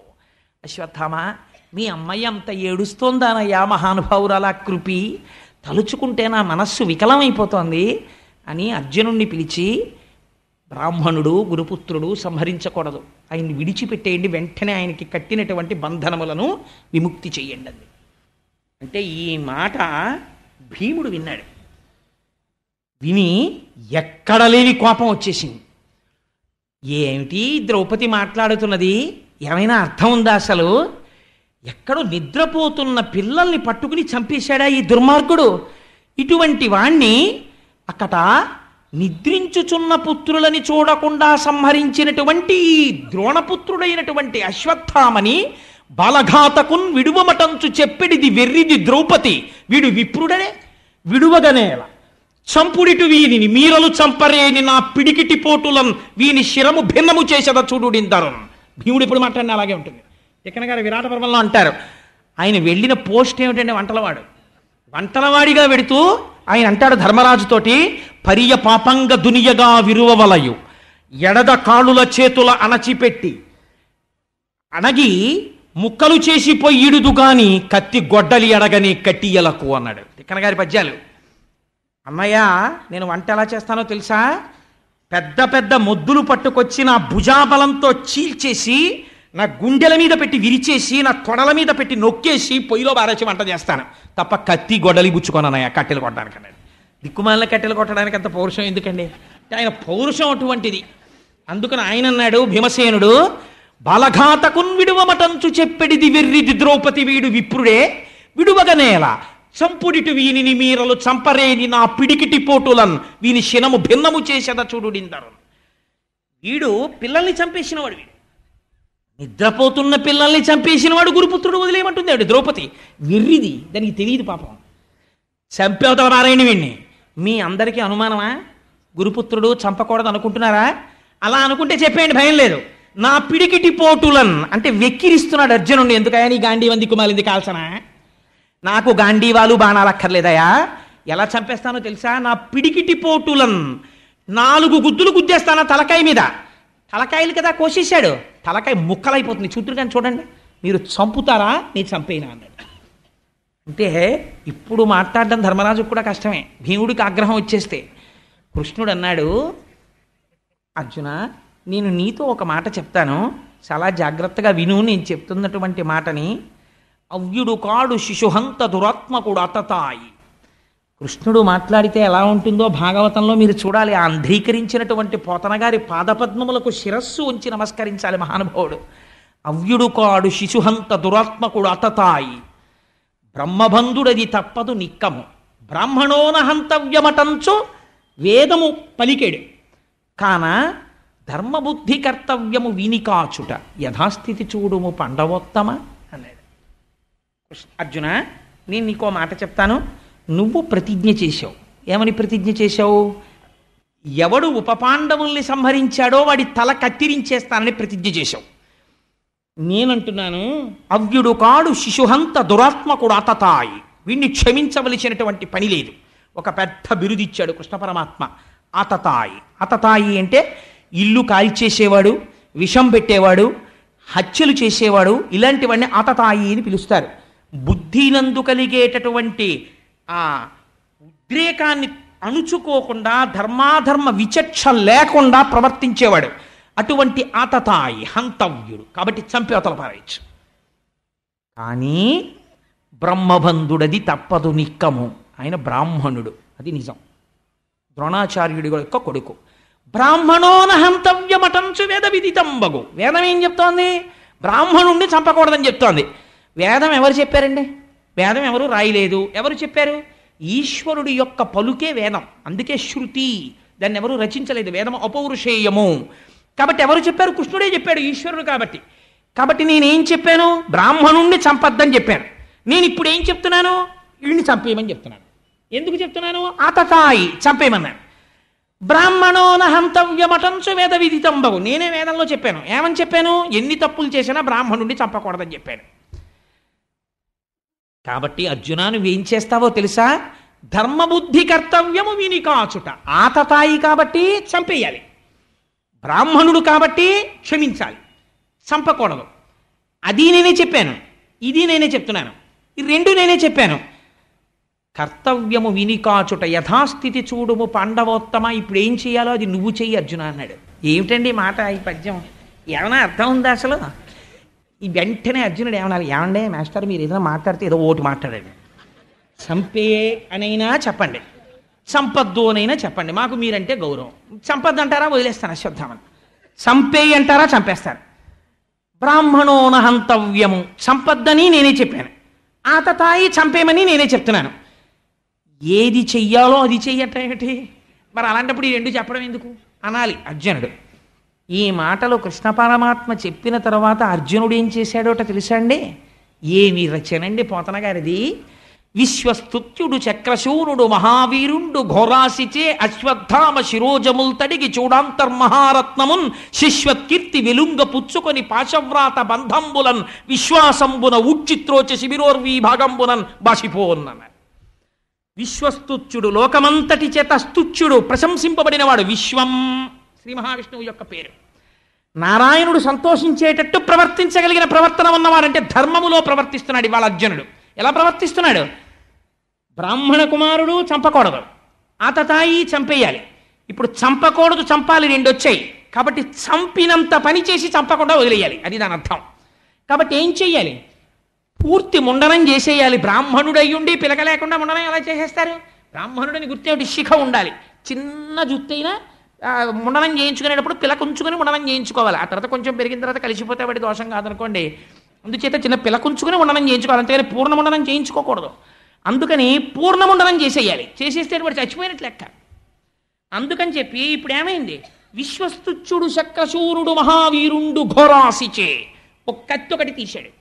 తీసి తనంత తాను తన తేజస్సు పోగొట్టేసుకున్నాడు అశ్వత్థామ. ఎప్పుడు పోగొట్టేసుకున్నాడు? ఉపపాండవుల్ని ఎప్పుడైతే ధర్మం తప్పి చంపాడో అప్పుడే కాంతిహీనుడైపోయాడు. ఇప్పుడు కొంత కాంతి ఇంకా మిగిలింది. ఎందుకు మిగిలింది? పుట్టుక చేత అశ్వత్థామకి శిరస్సు మీద ఒక మణి ఉంది. ఆ మణి కాంతి శరీరం అంతా కొడుతోంది. ఇప్పుడు చంపినంత పని చేసి చంపకుండా వదలాలి. అలా వదలడంలో ధర్మం ఉంది. ఇప్పుడు ఈ ధర్మాన్ని పాటిస్తున్నాడు. అందుకని విశ్వస్తుత్యుడు. ఎంత గొప్ప మాట చూడండి. పొగిడాడా కృష్ణుడు? పొగడక్కర్లేదు, లోపల పొగుడుకుంటున్నాడు. నా దగ్గర ఏమి ధర్మాన్ని నేర్చుకున్నాడు రా నా శిష్యుడు. కృష్ణం వందే జగద్గురుం. అయితే భగవద్గీత చెప్పాక ఏమర్థమైనట్టు అర్జునుడికి? విశ్వస్తుత్యుడు చక్రశూరుడు మహావీరుండు, తలుచుకుంటే చంపగలిగిన వాడు శత్రువుని. చంపలేదు. ఘోరాసిచే ఒక కత్తిని పైకి తీశాడు. ఇది ఘోరాసి, సామాన్యమైంది కాదు. ఎంతమంది నెత్తురు తాగిందో ఆ కత్తి. అటువంటి కత్తిని ఇవాళ దేనికి వాడుతున్నాడు? రక్తం కళ్ళ చూడవలసిన వాడిని రక్తం చూడకుండా అతి హేయమైనటువంటి క్షురక వృత్తికి వాడుతున్నాడు. దేనికోసం? ధర్మం కోసం. ఘోరాసిచే అశ్వత్థామ శిరోజముల్ తరిగి, అశ్వత్థామకున్న జుత్తంతా తీసవతల పారేశాడు. చూడాంతర్మహారత్నమున్ శశ్వత్కీర్తి వెలుంగ పుచ్చుకొని, ఆ తలలో ఉన్నటువంటి మణిని ఊడబెరికి తను గుచ్చేసుకున్నాడు. బంధంబులం విశ్వాసంబున ఊడ్చి త్రోచే. ద్రౌపదీదేవి చెప్పింది కదా, నువ్వు ఎప్పుడైతే అశ్వత్థామని బంధించి తీసుకొచ్చావో నినుబోర కిరీటి నిబద్ధు చేసి నేడిక్కడకిచ్చి తెచ్చుట సహింపనిదై భవదీయ మాత నేడెక్కడ ఎట్టి శోకమున యక్రియ ఎచ్చుచు బొక్కుచున్నదో. బంధనాలు విడిపించమంది. అందుకని ఆ బంధనాల్ని విప్పేశాడు. విప్పేసి ఊడ్చి త్రోచి శిబిరోర్వీభాగంబునన్ బాసిపోన్. ఒక్క తోపుతో శోతలు మారేశాడు. శిబిరం బయటికి వెళ్ళి పడిపోయాడు అశ్వత్థామ. హీనుడై కాంతిపోయిన వాడై తల వంచుకుని సిగ్గుతో నడుస్తూ వెళ్ళిపోయాడు. ఈ వృత్తాంతం చెప్పి సూతుడు అన్నాడు, విన్నారా శౌనకాది మహర్షులారా, ఇది కృష్ణలీలంటే. ఇదయా కృష్ణుడంటే. మామూలుగా మీరు ఇది చదివారనుకోండి ఏమర్థం అవుతుంది? ఏమిట్రా ఆయన ఏమిటి, ఆ మాట ఏమిట్రా బాబా, పద్యం ఏమిటి, అసలు ఆయన చెప్పడం ఏమిటి, నీ చేయడం ఏమిటి అనిపిస్తుంది. ఏ కృష్ణ పరమాత్మ దగ్గర కూర్చున్నాడో అర్జునుడు, ఆయన అనుగ్రహము కలగడం చేత ధర్మం అంటే ఏమిటో తెలిసింది. ధర్మం అంటే ఏమిటో తెలిసినటువంటి కారణం చేత ధర్మో రక్షతి రక్షిత, ధర్మాన్ని రక్షించమనడం అంటే అర్థం ఏమిటో తెలుసా అండి? ధర్మాచరణము చెయ్యడమే. ధర్మం తెలుసు కానీ ఆచరించాడు. ఎందుకు ఉపయోగం ఏముంది? రావణాసుడికి ధర్మాలన్నీ తెలుసు కానీ ఏది ఆచరణ చెయ్యడు. ఏమిటి ఉపయోగం? రాముడు ధర్మాన్ని ఆచరణలోకి తీసుకొస్తాడు. ఆచరణలో పెట్టడమే రక్షించడం అంటే. ధర్మో రక్షతి రక్షిత, ధర్మస్వరూపమే భగవానుడు. నీవు నీ ధర్మమును కాపాడుకుంటే, నీ ధర్మాన్ని నువ్వు అనుష్ఠిస్తే ఈశ్వరుడు నిన్ను రక్షిస్తాడు. ఈశ్వరుడు చూడటం లేదు కదా అనుకుని ధర్మాన్ని తుంగలో తొక్కి నువ్వు నీ భోగాన్ని చూసుకుంటే నీ అధర్మము నిన్ను కాల్చేస్తుంది. అంటే ఈశ్వరానుగ్రహాన్ని నువ్వు పొందలేవు. పాండవుల యొక్క వంశాన్ని తీసేశానని అశ్వత్థామ అనుకున్నాడు. ఇప్పుడు అర్జునుడి ధర్మాన్ని చూసి, ద్రౌపదీదేవి ధర్మాన్ని చూసి పాండవుల వంశం ఎలా నిలబెట్టాలో ఈశ్వరుడికి తెలుసు. ఇలా నిలబెట్టడం నీ చేత కాదు, ఈశ్వరుడు నిలబెడతాడు. ఎలా నిలబెడతాడో వెంటనే చెప్పేస్తారు వ్యాసుల వారు. ఇది చెప్తున్నాడు సూతుడు శౌనకాది మహర్షులతో. ఇది విన్న తర్వాత ఈశ్వరుడి మీద ఎందుకు కలగదండి ధైర్యం, ఎందుకు కలగదండి పూనిక? ఈ పూనిక నీకు కలగడానికి భాగవతం. ఎన్ని జన్మల తర్వాత భాగవతం వింటేనో ఈ అదృష్టం కలుగుతోందయా, భగవంతుడి మీద భక్తి కలుగుతోంది. లేకపోతే మనస్సు ఇంతకాలం స్వేచ్ఛా విహంగంలా తిరిగింది, మళ్ళీ ఇటువైపుకు తిప్పగలుగుతోంది భాగవతం. అందుకని భాగవతం నిగమకల్పతరోర్గళితం ఫలం శుకముఖదామృతద్రవ సంయుతం పిబత భగవతం రసమాలయం ముహురహో రసికా భవిభౌకాహ. ఈ ఉపపాండవుల యొక్క పార్థివ శరీరాల్ని తీసుకెళ్లారు, దహనక్రియను ఆచరించారు. ఆచరించి అమ్మ బాబోయ్ దహనక్రియలు పూర్తి చేసేసి వాళ్ళందరూ కూడా గంగానదిలో స్నానం చేశారు. ఏడుస్తూ వాళ్ళందరూ తిరిగి వెనక్కి వచ్చేసారు. వెనక్కి వచ్చేసి శోకిస్తూ ఇంకా ఉపపాండవుల్ని తలుచుకుని బాధపడుతున్నారు. కాలం అనేటటువంటిది ఎంతటి బలవత్తరమైన స్వరూపముతో ఉంటుందో వ్యాసుడు అంటాడు. వ్యాసుడంటే నారాయణుడు అన్నట్టే. కాలోహి బలవాన్ కర్త సతతం సుఖదుఃఖయో నరాణాం పరతంత్రాణం పుణ్యపాపానుయోగత. మీకు కాలం అంటే ఎలా ఉంటుందంటే ఎంత విచిత్రంగా ఉంటుందో తెలుసా అండి? మా దొరగారికి నేనంటే ఎనలేని ప్రేమ. మొన్నటి రోజున ఒక ప్రసంగం చేసి ఇంటికి వెళ్ళిపోతే మా దొరగారు అన్నారు, కోటేశ్వరారు ఇంకొక 2 రోజుల్లో భాగవతం మొదలెడుతున్నారు, 40 రోజులు మోగాలి కదండి ఆ కంఠం, కొంచెం శ్రద్ధ పెట్టండి కోటేశ్వరారు, ఈ 2 రోజులు ఉపన్యాసాలకని వాటికని వీటికని తిరక్కండి, కాస్త 2 రోజులు విశ్రాంతి తీసుకోండి అన్నారు. అయ్యో తప్పకుండా దొరగారు, ఎక్కడికి వెళ్ళను, ఆఫీస్కి వెళ్ళి ఇంటికి వచ్చేసి మౌనంగా ఇంట్లో కూర్చుంటానండి అన్నాను. ఇంత చెప్పి మర్నాడు సాయంకాలం ఇంటికి వచ్చాను. వచ్చేటప్పటికి ఫోన్ వచ్చింది మా అబ్బాయి నుంచి. చాలా అకస్మాత్తుగా, ఎన్నడూ అడిగిన వాడు, నాన్నగారు మీరు అర్జెంటుగా బయలుదేరి పాండిచేరి వచ్చేయండి అన్నాడు. ఎక్కడ పాండిచేరి అండి? చెన్నైకి 200 కిలోమీటర్ల అవతల ఉంది. వెంటనే అలా ఉన్నవాడిని ఉన్నట్టు బయలుదేరిపోయి, అంటే వాడికి ఏం ప్రమాదమో ఏదో రాలా, అదొక అభ్యున్నతికి సంబంధించి ఒక మంచి విషయం మీదే వెళ్ళవలసి వచ్చింది. వెంటనే బయలుదేరి అలా వెళ్ళి బస్ స్టాండ్కి రిజర్వేషన్ ఉందా అని అడిగితే 11 గంటల బస్సుకు కూడా లేదు, 9:30 బస్సుకు ఒకే సీటు ఉందన్నాడు. 9:30 బస్సుకి నేను టికెట్ కొనుక్కునేటప్పటికి 8:15 అయింది. జేబులో డబ్బులు లేకపోతే సెల్లోంచి మా ఆవిడకు ఫోన్ చేసి డబ్బట్టుకు రమ్మని టికెట్ కొనుక్కుని ఇంటికి వచ్చి గబగబా కాస్త పెరుగన్నం తినేసి వెంటనే లేచి 2 ప్యాంట్లు చొక్కాలు పెట్లో పడేసుకుని వెళ్ళి బస్సు ఎక్కేసి 3 గంటలకి విజయవాడలో దిగి రిక్షా ఎక్కి స్టేషన్కి వెళ్ళేటప్పటికి Charminar express is ready to leave from platform number 6 అన్నాడు.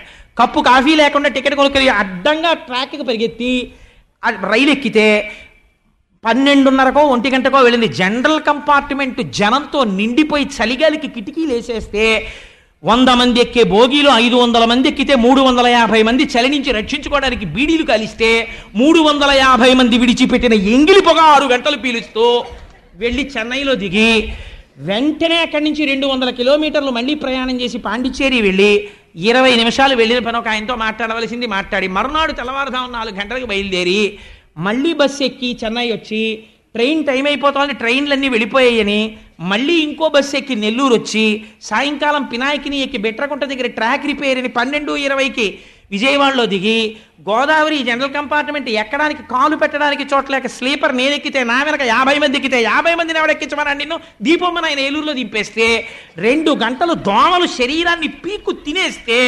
4ంటికి గౌతమి జనరల్ కంపార్ట్మెంట్ ఒంటికాలు మీద నిలబడి 7:15కి కాకినాడలో దిగి ఇంటికి వెళ్ళి మా దొరగారిని చూసి దొరగారు 2 రోజులు విశ్రాంతి తీసుకోమంటే పూట అన్నం లేకుండా తిరిగారండి, నిద్ర లేకుండా. మీరేమంటారు అప్పుడు? మీ చేతిలో ఉందా? కాలోహి బలవాన్ కర్త సుతతం సతతం సుఖదుఃఖయోహో నరాణం పరతంత్రాణం పుణ్యపాపానుయోగత. నాకు ఈ శ్లోకం గుర్తొచ్చి భీష్మస్తుతి జ్ఞాపకానికి వచ్చింది. అసలు యథార్థంగా ఈ ఘట్టం తర్వాత భీష్మస్తుతి చెప్పేయాలి, కానీ చెప్పట్లేదు, నేను దాన్ని దాచేశా. ఎందుకో తెలుసా అండి? ఎలాగో అనుకోకుండా భాగవతం ఒక అద్భుతమైన కాలంలో నడుస్తోంది, ఉత్తరాయణ పుణ్యకాలంలో. భీష్మ ఏకాదశి నాడు సాయంకాలం భీష్మాచార్యుల వారి గురించి భీష్మస్తుతి గురించి చెప్తాను. విని మనం తరించిపోదాం ఆ భీష్ముడి గురించి. ఆ రోజున గోపాలకృష్ణ గారు దేవస్థానం పాలక మండలి వారు అద్భుతమైన కార్యక్రమాలు పెడుతున్నారు. వైదికంగా సశాస్త్రీయంగా ఎలా చెయ్యాలో అలా సత్యనారాయణ వ్రతాలు చేయించి విష్ణు సహస్రనామ స్తోత్ర పారాయణలు చేయించి ఎన్ని 100 మంది వస్తే అంతమందికి పలహారాలు పెట్టి పురుషార్థం పడాలి కాబట్టి ఒక్క సత్యనారాయణ వ్రతానికి మాత్రం ఏదో టికెట్ పెట్టి, అవి కూడా వెరీ లిమిటెడ్ ఇష్టమండి, ఏదో మంటపం పట్టినని టికెట్లే, అంతమందిని కూర్చోబెట్టలేరుగా, వ్రతానికి పారాయణకి కూర్చోబెట్టగలరు. అందుకని ఇంత పెద్ద క్రతువు భీష్మేకాదశి నాడు చెయ్యాలనుకున్నారు. ఇంకా చెప్పకండి, ఫైల్ కాన్ఫిడెన్షియల్ అన్నారు. నాకు ఆ మాటకు అర్థం తెలియదు ఇంగ్లీష్లో, అందుకని చెప్పేశాను గోపాలకృష్ణ గారు, నన్ను మన్నించండి. మీరు అలాంటివి చెప్పేటప్పుడు రహస్యం అని చెప్పాలి నాకు. సరే, అందుచేత ఏమైంది? కాలోహి బలవాన్ కర్త సతతం సుఖదుఃఖయోహో. కాలం ఏం చేస్తోంది? బలవత్తరమైన రూపంతో సుఖదుఖాల్ని ఇచ్చేస్తోంది. ఇలా ఇచ్చేస్తున్నటువంటి కాలమునకు పరతంత్రుడవు, నువ్వు చెయ్యగలిగినదేం ఉండదు. ఈశ్వరుడు ఎలా చెప్పాడో అలా జరిగిపోతూ ఉంటుందంతే. ఇంత బలవత్తరమైన కాలస్వరూపంలో జీవులు పుడుతూ ఉంటారు, మరణిస్తూ ఉంటారు. ఇక్కడ భాగవతాంతర్గతం కాను, కానీ మీకు ఒక మాట చెప్తాను. ఉపపాండవులు 5గురు సాక్షాత్తుగా అంత మహావీరుల పుత్రుడు కదా, వాళ్ళు మరణించడం ఏమిటండి, అలా ఎందుకు జరిగింది అని మీకు అనుమానం రావచ్చు. మహానుభావుడు మల్లాది చంద్రశేఖర శాస్త్రి గారు ఒక చోట పరిష్కరించారు దాన్ని. విశ్వామిత్రుడు హరిశ్చంద్రుడి చేత పీడింపబడి అరణ్యములలో తిరుగుతూ తినడానికి కూడా లేక బాధపడుతున్నటువంటి రోజులలో విశ్వేదేవతలు 5గురు చూసి, ఈ విశ్వామిత్రుడు ఎంతటి ధూర్తుడు, ఇంత బాధ పెడుతున్నాడు హరిశ్చంద్రుణ్ణని చెప్పుకుంటున్నారు. విశ్వామిత్రుడు విన్నాడు, మీరు 5గురు నన్ను ధూర్తుడని పిలిచారు కనుక మీరు భూమి యందు జన్మించండి శపించాడు.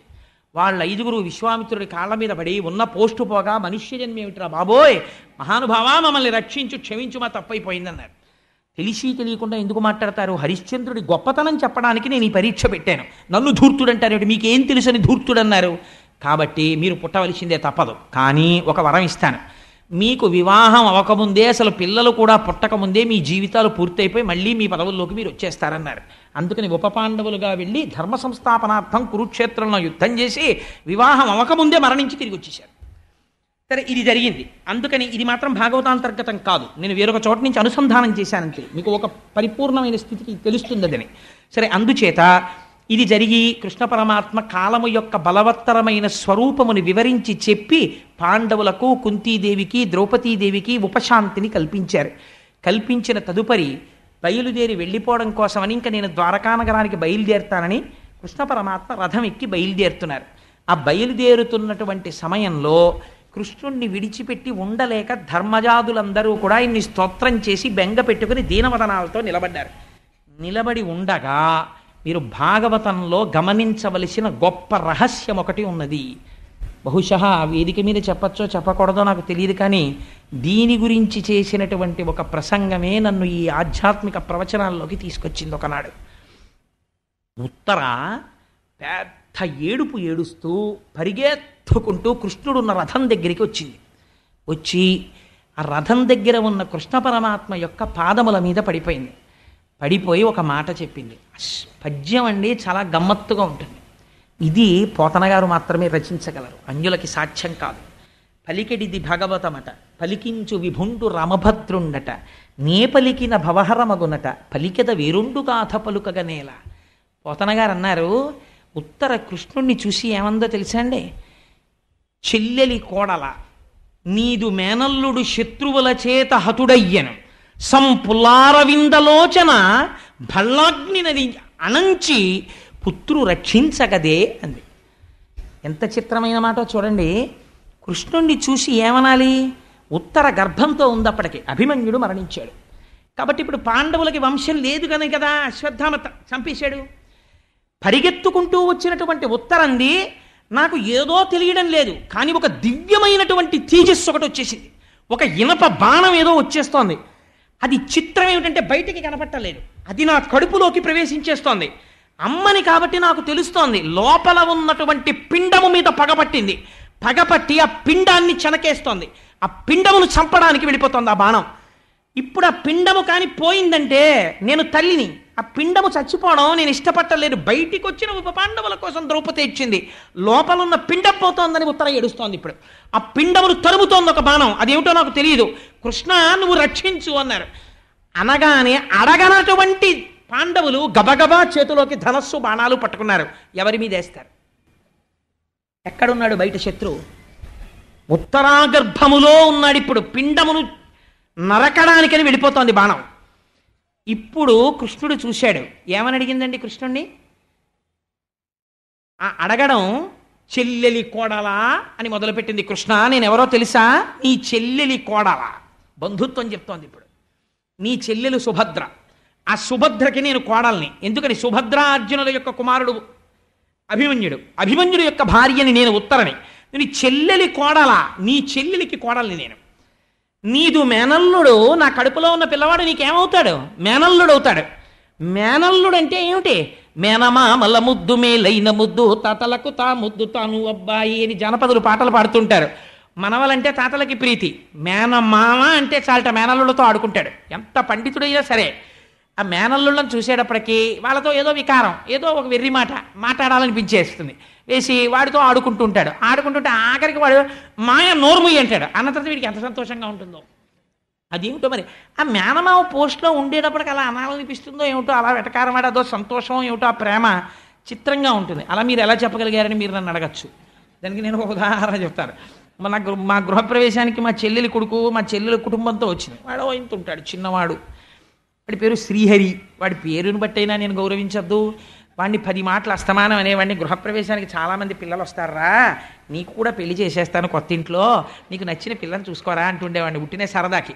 వాడు విని అన్నాడు, మాయా నాకు పెళ్ళేను మాయా, మాయా నాకు పెళ్ళేను మాయా అన్నాడు. 10 మాటలు 11వ మాట అన్నాడు, మాయ ఏంటి అస్తమానం పెళ్ళంటావు, నోరు ముయ్యి అన్నాడు. నాకు ఎంత సంతోషం వేసిందో, నాకు పెద్ద సన్మానం చేసినంత ఆనందం వేసింది నాకు. ఎందుకు అలా? అదేమిటండి అలా మేము కూడా అనమా అని అనకండి అలా. ఎందుకంటే మేనమావల ముద్దు మేలైన ముద్దు, అదో ముద్దు అంతే. మేనమావలకి మేనల్లుళ్ళు అంటే అదో సరదా. అందుకని ఎంత మాట అంటుందో చూడండి. ఉత్తర చెల్లెలి కోడలా, నీ చెల్లెలి యొక్క కోడల్ని, నీదు మేనల్లుడు నువ్వు మేనమావవి, ప్రేమతో చూడవలసిన వాడివి. నిర్హేతుకం, ఆ ప్రేమకి అర్థం ఉండదు మేనమావ ప్రేమకి. నీదు మేనల్లుడు శత్రువుల చేత హతుడయ్యను. ఆ శత్రువు ఎవరో నాకు తెలియదు కానీ వేసేశాడు బాణం, లోపలికి వెళ్ళిపోతోంది, అది పిండాన్ని చెనకైపోతోంది.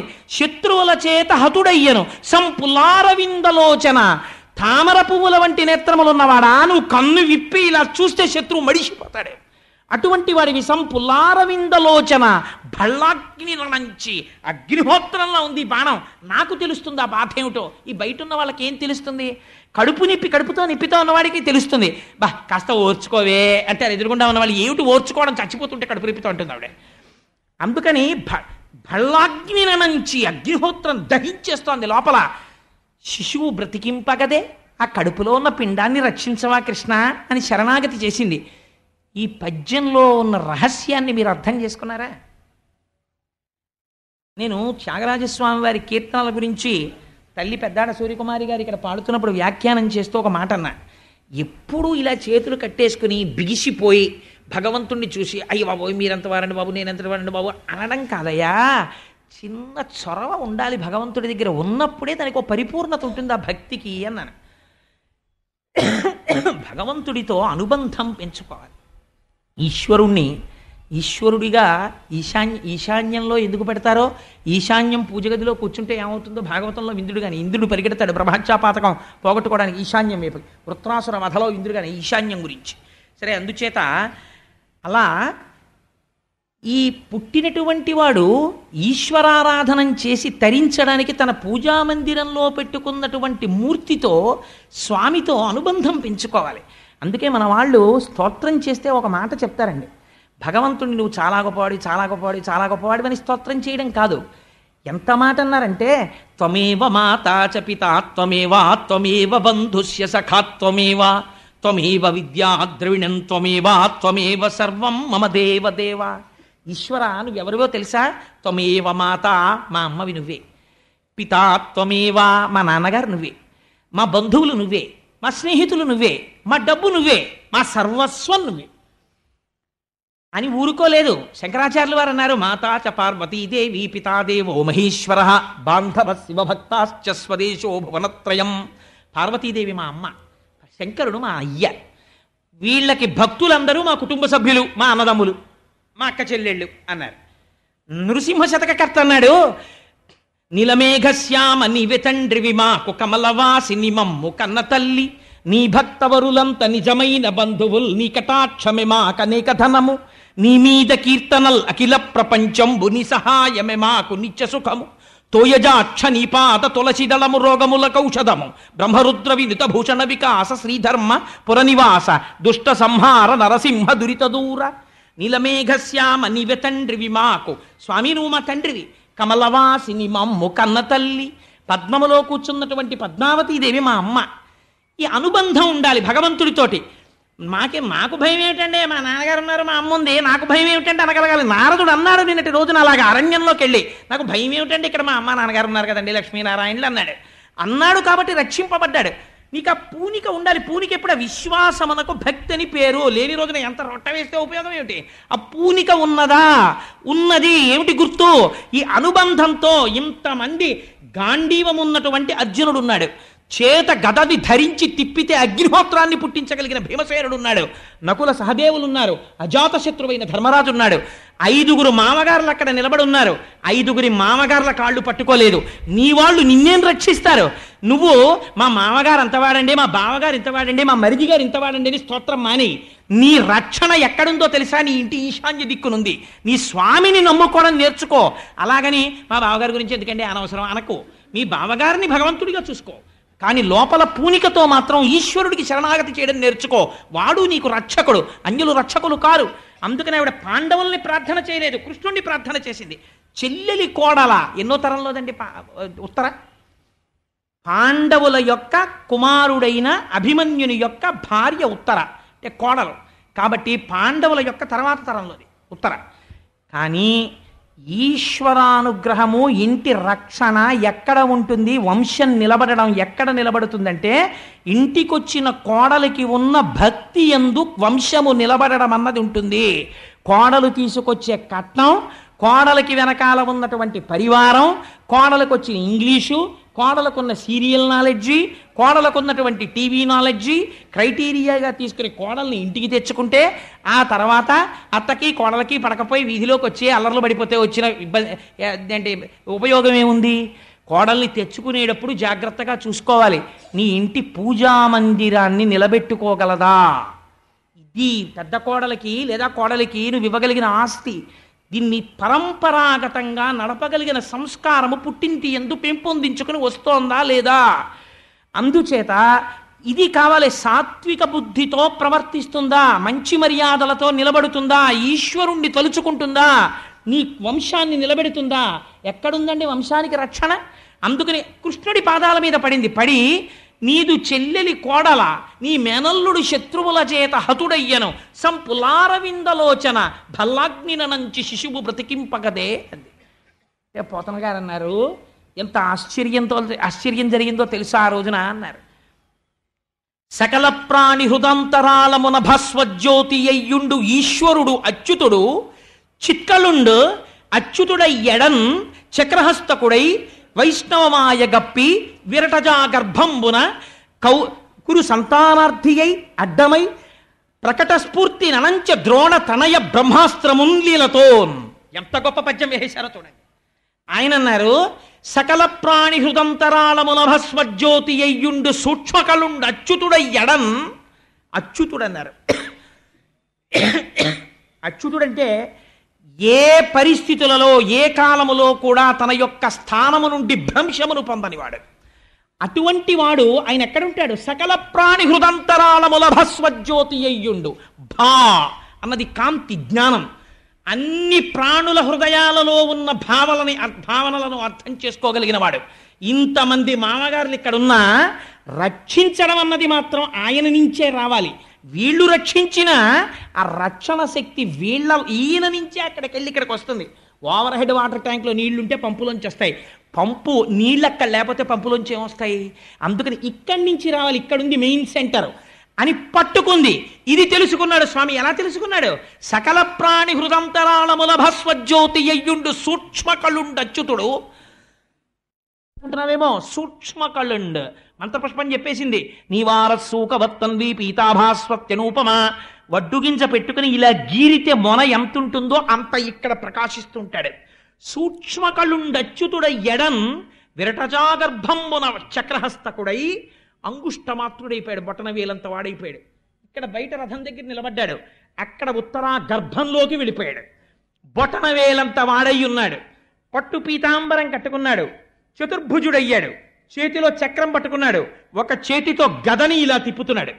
ఇలా గదని తిప్పుతున్నవాడు ఎంతున్నాడు? బొటన వేలంతున్నాడు. కడుపులో పడుకున్న పిండమేమంటోంది? అమ్మ బాబోయ్, అగ్నిహోత్రం వచ్చేసింది, నన్ను ఇది కాల్చేస్తోంది, నన్ను రక్షించేవాడెవడు, నేను మొరపెడితే ఎవరికి వినపడుతుంది, గర్భంలో ఉన్నాను అని ఏడుస్తోంది. ఈయన ఆ పిండానికి ఎదురొచ్చాడు. ఎవరు వేశాడు? అశ్వత్థామ వేసేశాడు మళ్ళీ బ్రహ్మాస్త్రం. ఎవరిని చంపడానికి? ఇంకా కడుపులో మంట మిగిలిపోయాడు. ఒక్క నలుసు ఉత్తరాగర్భంలో ఆ పిండము సంహరింపబడాలని వేసేశాడు. వచ్చేసింది లోపల ఉన్న పిండం మీదకి. ఇప్పుడు ఎక్కడికి వెళ్ళాడు కృష్ణ పరమాత్మ?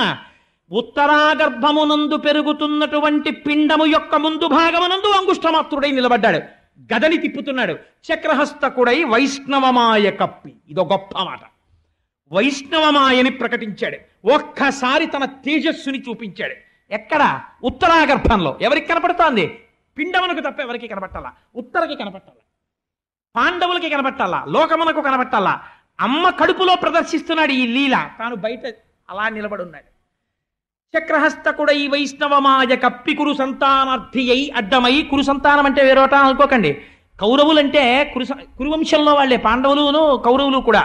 అందుచేత కురు సంతానార్థి అయి అడ్డమై పాండవుల వంశము నిలబడడం కోసమని తాను పిండమునకు ఎదురెళ్ళి నిలబడి బ్రహ్మగారి అస్త్రము నుంచి వచ్చినటువంటి తేజస్సుని తన తేజస్సులో కలిపేసుకుని చాలా ఉల్లాసంగా సంతోషంగా పిల్లాడి వంక చూస్తే వాడి ఇంకా సరిగా అమరని 2 చేతులతో ఎంత అందగాడురా, బొట్టన వేలంతున్నాడు.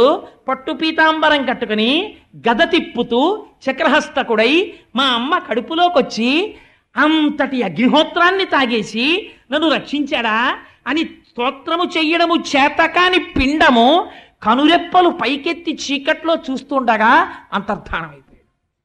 కురు సంతానార్థి అయి అడ్డమై ప్రకట స్ఫూర్తి ననంచ ద్రోణ తనయ బ్రహ్మాస్త్రమున్ లీలతోన్. అశ్వత్థామ చేత విడువబడనటువంటి బ్రహ్మాస్త్రము నుంచి పైకి వచ్చిన అగ్నిహోత్ర జ్వాలలను తాను తీసుకుని బయటికి వెళ్ళిపోయాడు. ఇది సూతుడు చెప్పన్నాడు. చిత్రంగా ఉందా ఈ మాట? అలా ఎలా పుచ్చుకుంటాడు అని అనుకుంటున్నావా? నీకు మొట్టమొదటి చెప్పాను కదా 22 అవతారాలు. 22 అవతారాలలో మొట్టమొదటి అవతారం ఇది. అన్నీ అందులోంచి వచ్చే ఉన్నది నారాయణుడు. అందులోంచి నాభికమలంలోంచి బ్రహ్మగారు వచ్చారు. అందులోంచి పుట్టిన వాడి తేజస్సుని ఎందులోంచి వచ్చాడో అందులోని వాడు పుచ్చేసుకోవడం పెద్ద గొప్ప. పుచ్చేసుకున్నాడయ్యా. అందుకని ఆ తేజస్సుని తనలోకి తీసుకుని వెళ్ళిపోయాడు. ఇది పాండవులు చేయగలరా? కృష్ణుడు చేశాడు. ఎందుకు చేశాడు? ఇప్పుడు అనుసంధానం చేయండి. ద్రోణాచార్యుల వారి కుమారుడైన అశ్వత్థామని రథం మించి దింపగానే కృష్ణుడు అన్నాడు, చంపేయి అన్నాడు. అర్జునుడు వెంటనే చంపేసి ఉండుంటే వీడికి నేను 18 అధ్యాయముల గీత చెప్పినా వీడికి అర్థం కాలేదు ధర్మం అంటే ఏమిటో. కాబట్టి నేను ఉత్తరాగర్భంలో ఉన్న పిండాన్ని రక్షించక్కర్లేదనుకున్నాడు. తను చెప్పినా అశ్వత్థామని చంపలేదు. అది ధర్మము కాదు, గురుపుత్రుడు బ్రాహ్మణుడు అని వదిలిపెట్టేశాడు. ద్రౌపది వదిలిపెట్టేసింది. ఈ ధర్మాన్ని తన దృష్టిలో పెట్టుకున్నాడు. ధర్మో రక్షతి రక్షిత, ధర్మమే ఈశ్వరుడు. ధర్మమును పాటించిన వాణ్ణి తాను రక్షించాలి. ఇప్పుడు ఎలా రక్షించాడు? ఎవ్వడూ రక్షించలేని రీతిలో రక్షించాడు. ఇటువంటి రక్షణ ఎక్కడి నుంచి వస్తుంది? ఒక్క ఈశ్వరుడు మాత్రమే చెయ్యగలడు, కృష్ణుడు మాత్రమే చెయ్యగలడు. అటువంటి కృష్ణ పరమాత్మని నమ్ముకున్న వాడికి నీ కోరిక తీరదని ఇంకా నువ్వు అనుమానం పెట్టుకుంటున్నావా? నీ కష్టం తీర్చలేడని నువ్వు అనుకుంటున్నావా? అలా అనుకుంటే ఇంక నిన్ను మార్చగలిగిన వాడు ప్రపంచంలో ఉన్నాడా? ఉత్తరాగర్భమునందు చలకబడుతున్నటువంటి పిండమును దహింపబోతున్నటువంటి అగ్నిహోత్రమును తన యొక్క తేజస్సులో నింపుకుని రక్షించినటువంటి పరమాత్మ పాదములు స్మరించి కృష్ణాని నోరున్నందుకు అంటే నిన్ను రక్షించడని నువ్వు ఎలా అనుకుంటున్నావు? అందుకని నీ యందు భక్తిని పాదుకొలపగలిగినటువంటి ఒక గొప్ప లీలని ద్రోణతనయ బ్రహ్మాస్త్రమున్ లీలతోన్. ఇది ఎలా చేశాడు? ఆ వెలుతురిని తనలోకి తీసుకోవడం. పెద్ద కష్టపడిపోయి అల్లరైపోయి చేయలేదుట. చాలా హేళగా చిరునవ్వు నవ్వుతూ ఆ ఉత్తరాగర్భంలో ఉన్నటువంటి అగ్నిహోత్రాన్ని తాను పుచ్చేసుకున్నాడు. పిండం అలా చూస్తూ ఉండిపోయింది. రేపటి రోజున విందుడు గారి పరీక్షిత్ అని పేరు ఎందుకు వచ్చిందో చాలా గమ్మత్తుగా ఉంటుంది ఆ ఆఖ్యానం. అందుచేత అటువంటి స్థితిలో రక్షణ చేశాడయా కృష్ణ భగవానుడు. ఉత్తర వెంటనే పొంగిపోయి సంతోషంతో నా కడుపులో అగ్నిహోత్రం చల్లారిపోయిందయా, నా పిండము రక్షింపబడింది, పాండవ వంశము రక్షింపబడిందని పొంగిపోయింది. పొంగిపోతే ఇప్పుడు థ్యాంక్స్ చెప్పాలి కదండి. ఎవరు చెప్తారు? మనం అయితే ఏమంటాం, చాలా థ్యాంక్స్ అండి బాబు, నిజంగా చాలా గొప్ప పని చేశారు, వచ్చే ఆదివారం నాడు మీకు పార్టీ ఏర్పాటు చేస్తాను సార్, అయితే 1,00,000 తులసి ఏర్పాటు చేస్తాను సార్ అని కదా మనం అనాలి. ఇలాంటి మాటలు ఎంత లూజ్ అంటారే ఇంగ్లీష్లో, ఎంత హేయంగా ఉంటాయో. అసలు స్తోత్రం అంటే ఏమిటో, అసలు భగవంతుణ్ణి కుంతీదేవి ఆ రోజున ఏమని ప్రార్థన చేసిందో, నిజంగా కుంతీదేవి స్తోత్రము వింటే ఓహో ఇదనమాట మన జీవితంలో నేర్చుకోవలసిన పద్యాలు, మనం చెప్పుకోవలసిన పద్యాలు. ఇది స్తోత్రం అంటే, ఇది కృతజ్ఞత అంటే, ఇది జీవితం అంటే ఎలా బ్రతకాలో చూపిస్తుంది కుంతీదేవి. చేస్తుంది ప్రార్థన. రేపటి రోజున అవసరిద్దురు కానీ, ఎందుకంటే ఇప్పుడు నేను మొదలు పెడితే అది పూర్తవుతుందని నాకు నమ్మకం లేదు, 10 అయిపోతుంది. అందుకని రేపటి రోజున దాన్ని మీకు విజ్ఞాపన చేస్తాను. కానీ భీష్మ ఏకాదశి నాడు తల్లి సరస్వతీ రూపురాలైనటువంటి వాణిగారు మీకు అందరికీ ఇటు శారదాదేవిని ఇటు పోతన గారిని మధ్యలో కృష్ణాష్టకం ఉన్నటువంటి ఆ ప్రసాదాన్ని పంచిపెడతారు. ఆ రోజు చాలా గొప్ప రోజు కనుక ఆ రోజున భీష్మాచార్యుల వారి జీవితం, అది భాగవతాంతర్గతం కాకపోయినా భీష్ముడి జీవితాన్ని అనుసంధానం చేసి భీష్మస్తుతి చేస్తాడండి మహానుభావుడు యుద్ధభూమిలో. ఆ స్తోత్రం చెప్పి ఆ భీష్మ ఏకాదశి నాడు కానుకగా దాన్ని పంచిపెడతాం. ఆ రోజు నుంచి మీకు చేతిలో ఉంటాయి. అప్పటి వరకు ఇంత మనం చెప్పుకుని ఆయన గురించి ఒక్క స్తోత్రం చేయకుండా వెళ్ళిపోతే మనం కృతజ్ఞులం అయిపోవండి. ఆర్తితో చక్కగా కృష్ణుడి మీద అష్టకం చెప్పుకొని బయలుదేరతాం. ఇదే మనని రక్షించేది ఏదైనా ఉంటే ఉత్తరని రక్షించలా. అందరూ అనండి, వసుదేవసుతం దేవం వసుదేవసుతం దేవం కంసచాణూరమర్దనం కంసచాణూరమర్దనం దేవకీ పరమానందం దేవకీ పరమానందం కృష్ణం వందే జగద్గురుం కృష్ణం వందే జగద్గురుం అతసీ పుష్పసంకాశం సతీ పుష్పసంకాసం హారనూపురశోభితం హారనూపురశోభితం రత్నకంకణకేయూరం రత్నకంకణకేయూరం కృష్ణం వందే జగద్గురుం కృష్ణం వందే జగద్గురుం మందారగంధ సంయుక్తం మందారగంధ సంయుక్తం చారుహాసం చతుర్భుజం చారుహాసం చతుర్భుజం బర్హి పింఛావచూడాంగం భక్తి పింఛావసూరాంగం కృష్ణం వందే జగద్గురుం కృష్ణం వందే జగద్గురుం ఉత్పుల్ల పద్మపత్రాక్షం పుల్ల పద్మ పద్మాక్షం నీలజీమూత సన్నిభం నీలజీమూత సన్నిభం యాదవానాం శిరోరత్నం యాదవానాం శిరోరత్నం కృష్ణం వందే జగద్గురుం కృష్ణం వందే జగద్గురుం రుక్మిణీకేళీ సంయుక్తం రుక్మిణీ కేళీ సంయుక్తం పీతాంబర శుశోభితం పీతాంబర శోభితం అవాప్త తులసీగంధం అవాప్త తులసీగంధం కృష్ణం వందే జగద్గురుం కృష్ణం వందే జగద్గురుం గోపికానాం కుచద్వంద్వం గోపికానాం కుచద్వంద్వం కుంకుమాంకితవక్షసం కుంకుమాంకితరక్షసం శ్రీనికేతం మహేశ్వాసం శ్రీనికేతం మహేశ్వాసం కృష్ణం వందే జగద్గురుం కృష్ణం వందే జగద్గురుం శ్రీవత్సాకం శ్రీవత్సాకం మహోరస్కం మహోరక్తం వనమాలా విరాజితం వనమాలా విరాజితం శంఖచక్రధరం దేవం శంఖచక్రదళం దేవం కృష్ణం వందే జగద్గురుం కృష్ణం వందే జగద్గురుం కృష్ణాష్టకమిదం పుణ్యం కృష్ణాష్టకమిదం పుణ్యం ప్రాతరుత్థాయ యః పఠేత్ ప్రాతరుద్భాగవత్ప్రదేత్ కోటి జన్మ కృతం పాపం కోటి జన్మ కృతం పాపం స్మరణేన వినశ్యతి. మరణేన వినశ్యతి. అంత గొప్ప అష్టకం అండి అష్టకం. సర్వం శ్రీ ఉమామహేశ్వర పరబ్రహ్మార్పణమస్తు.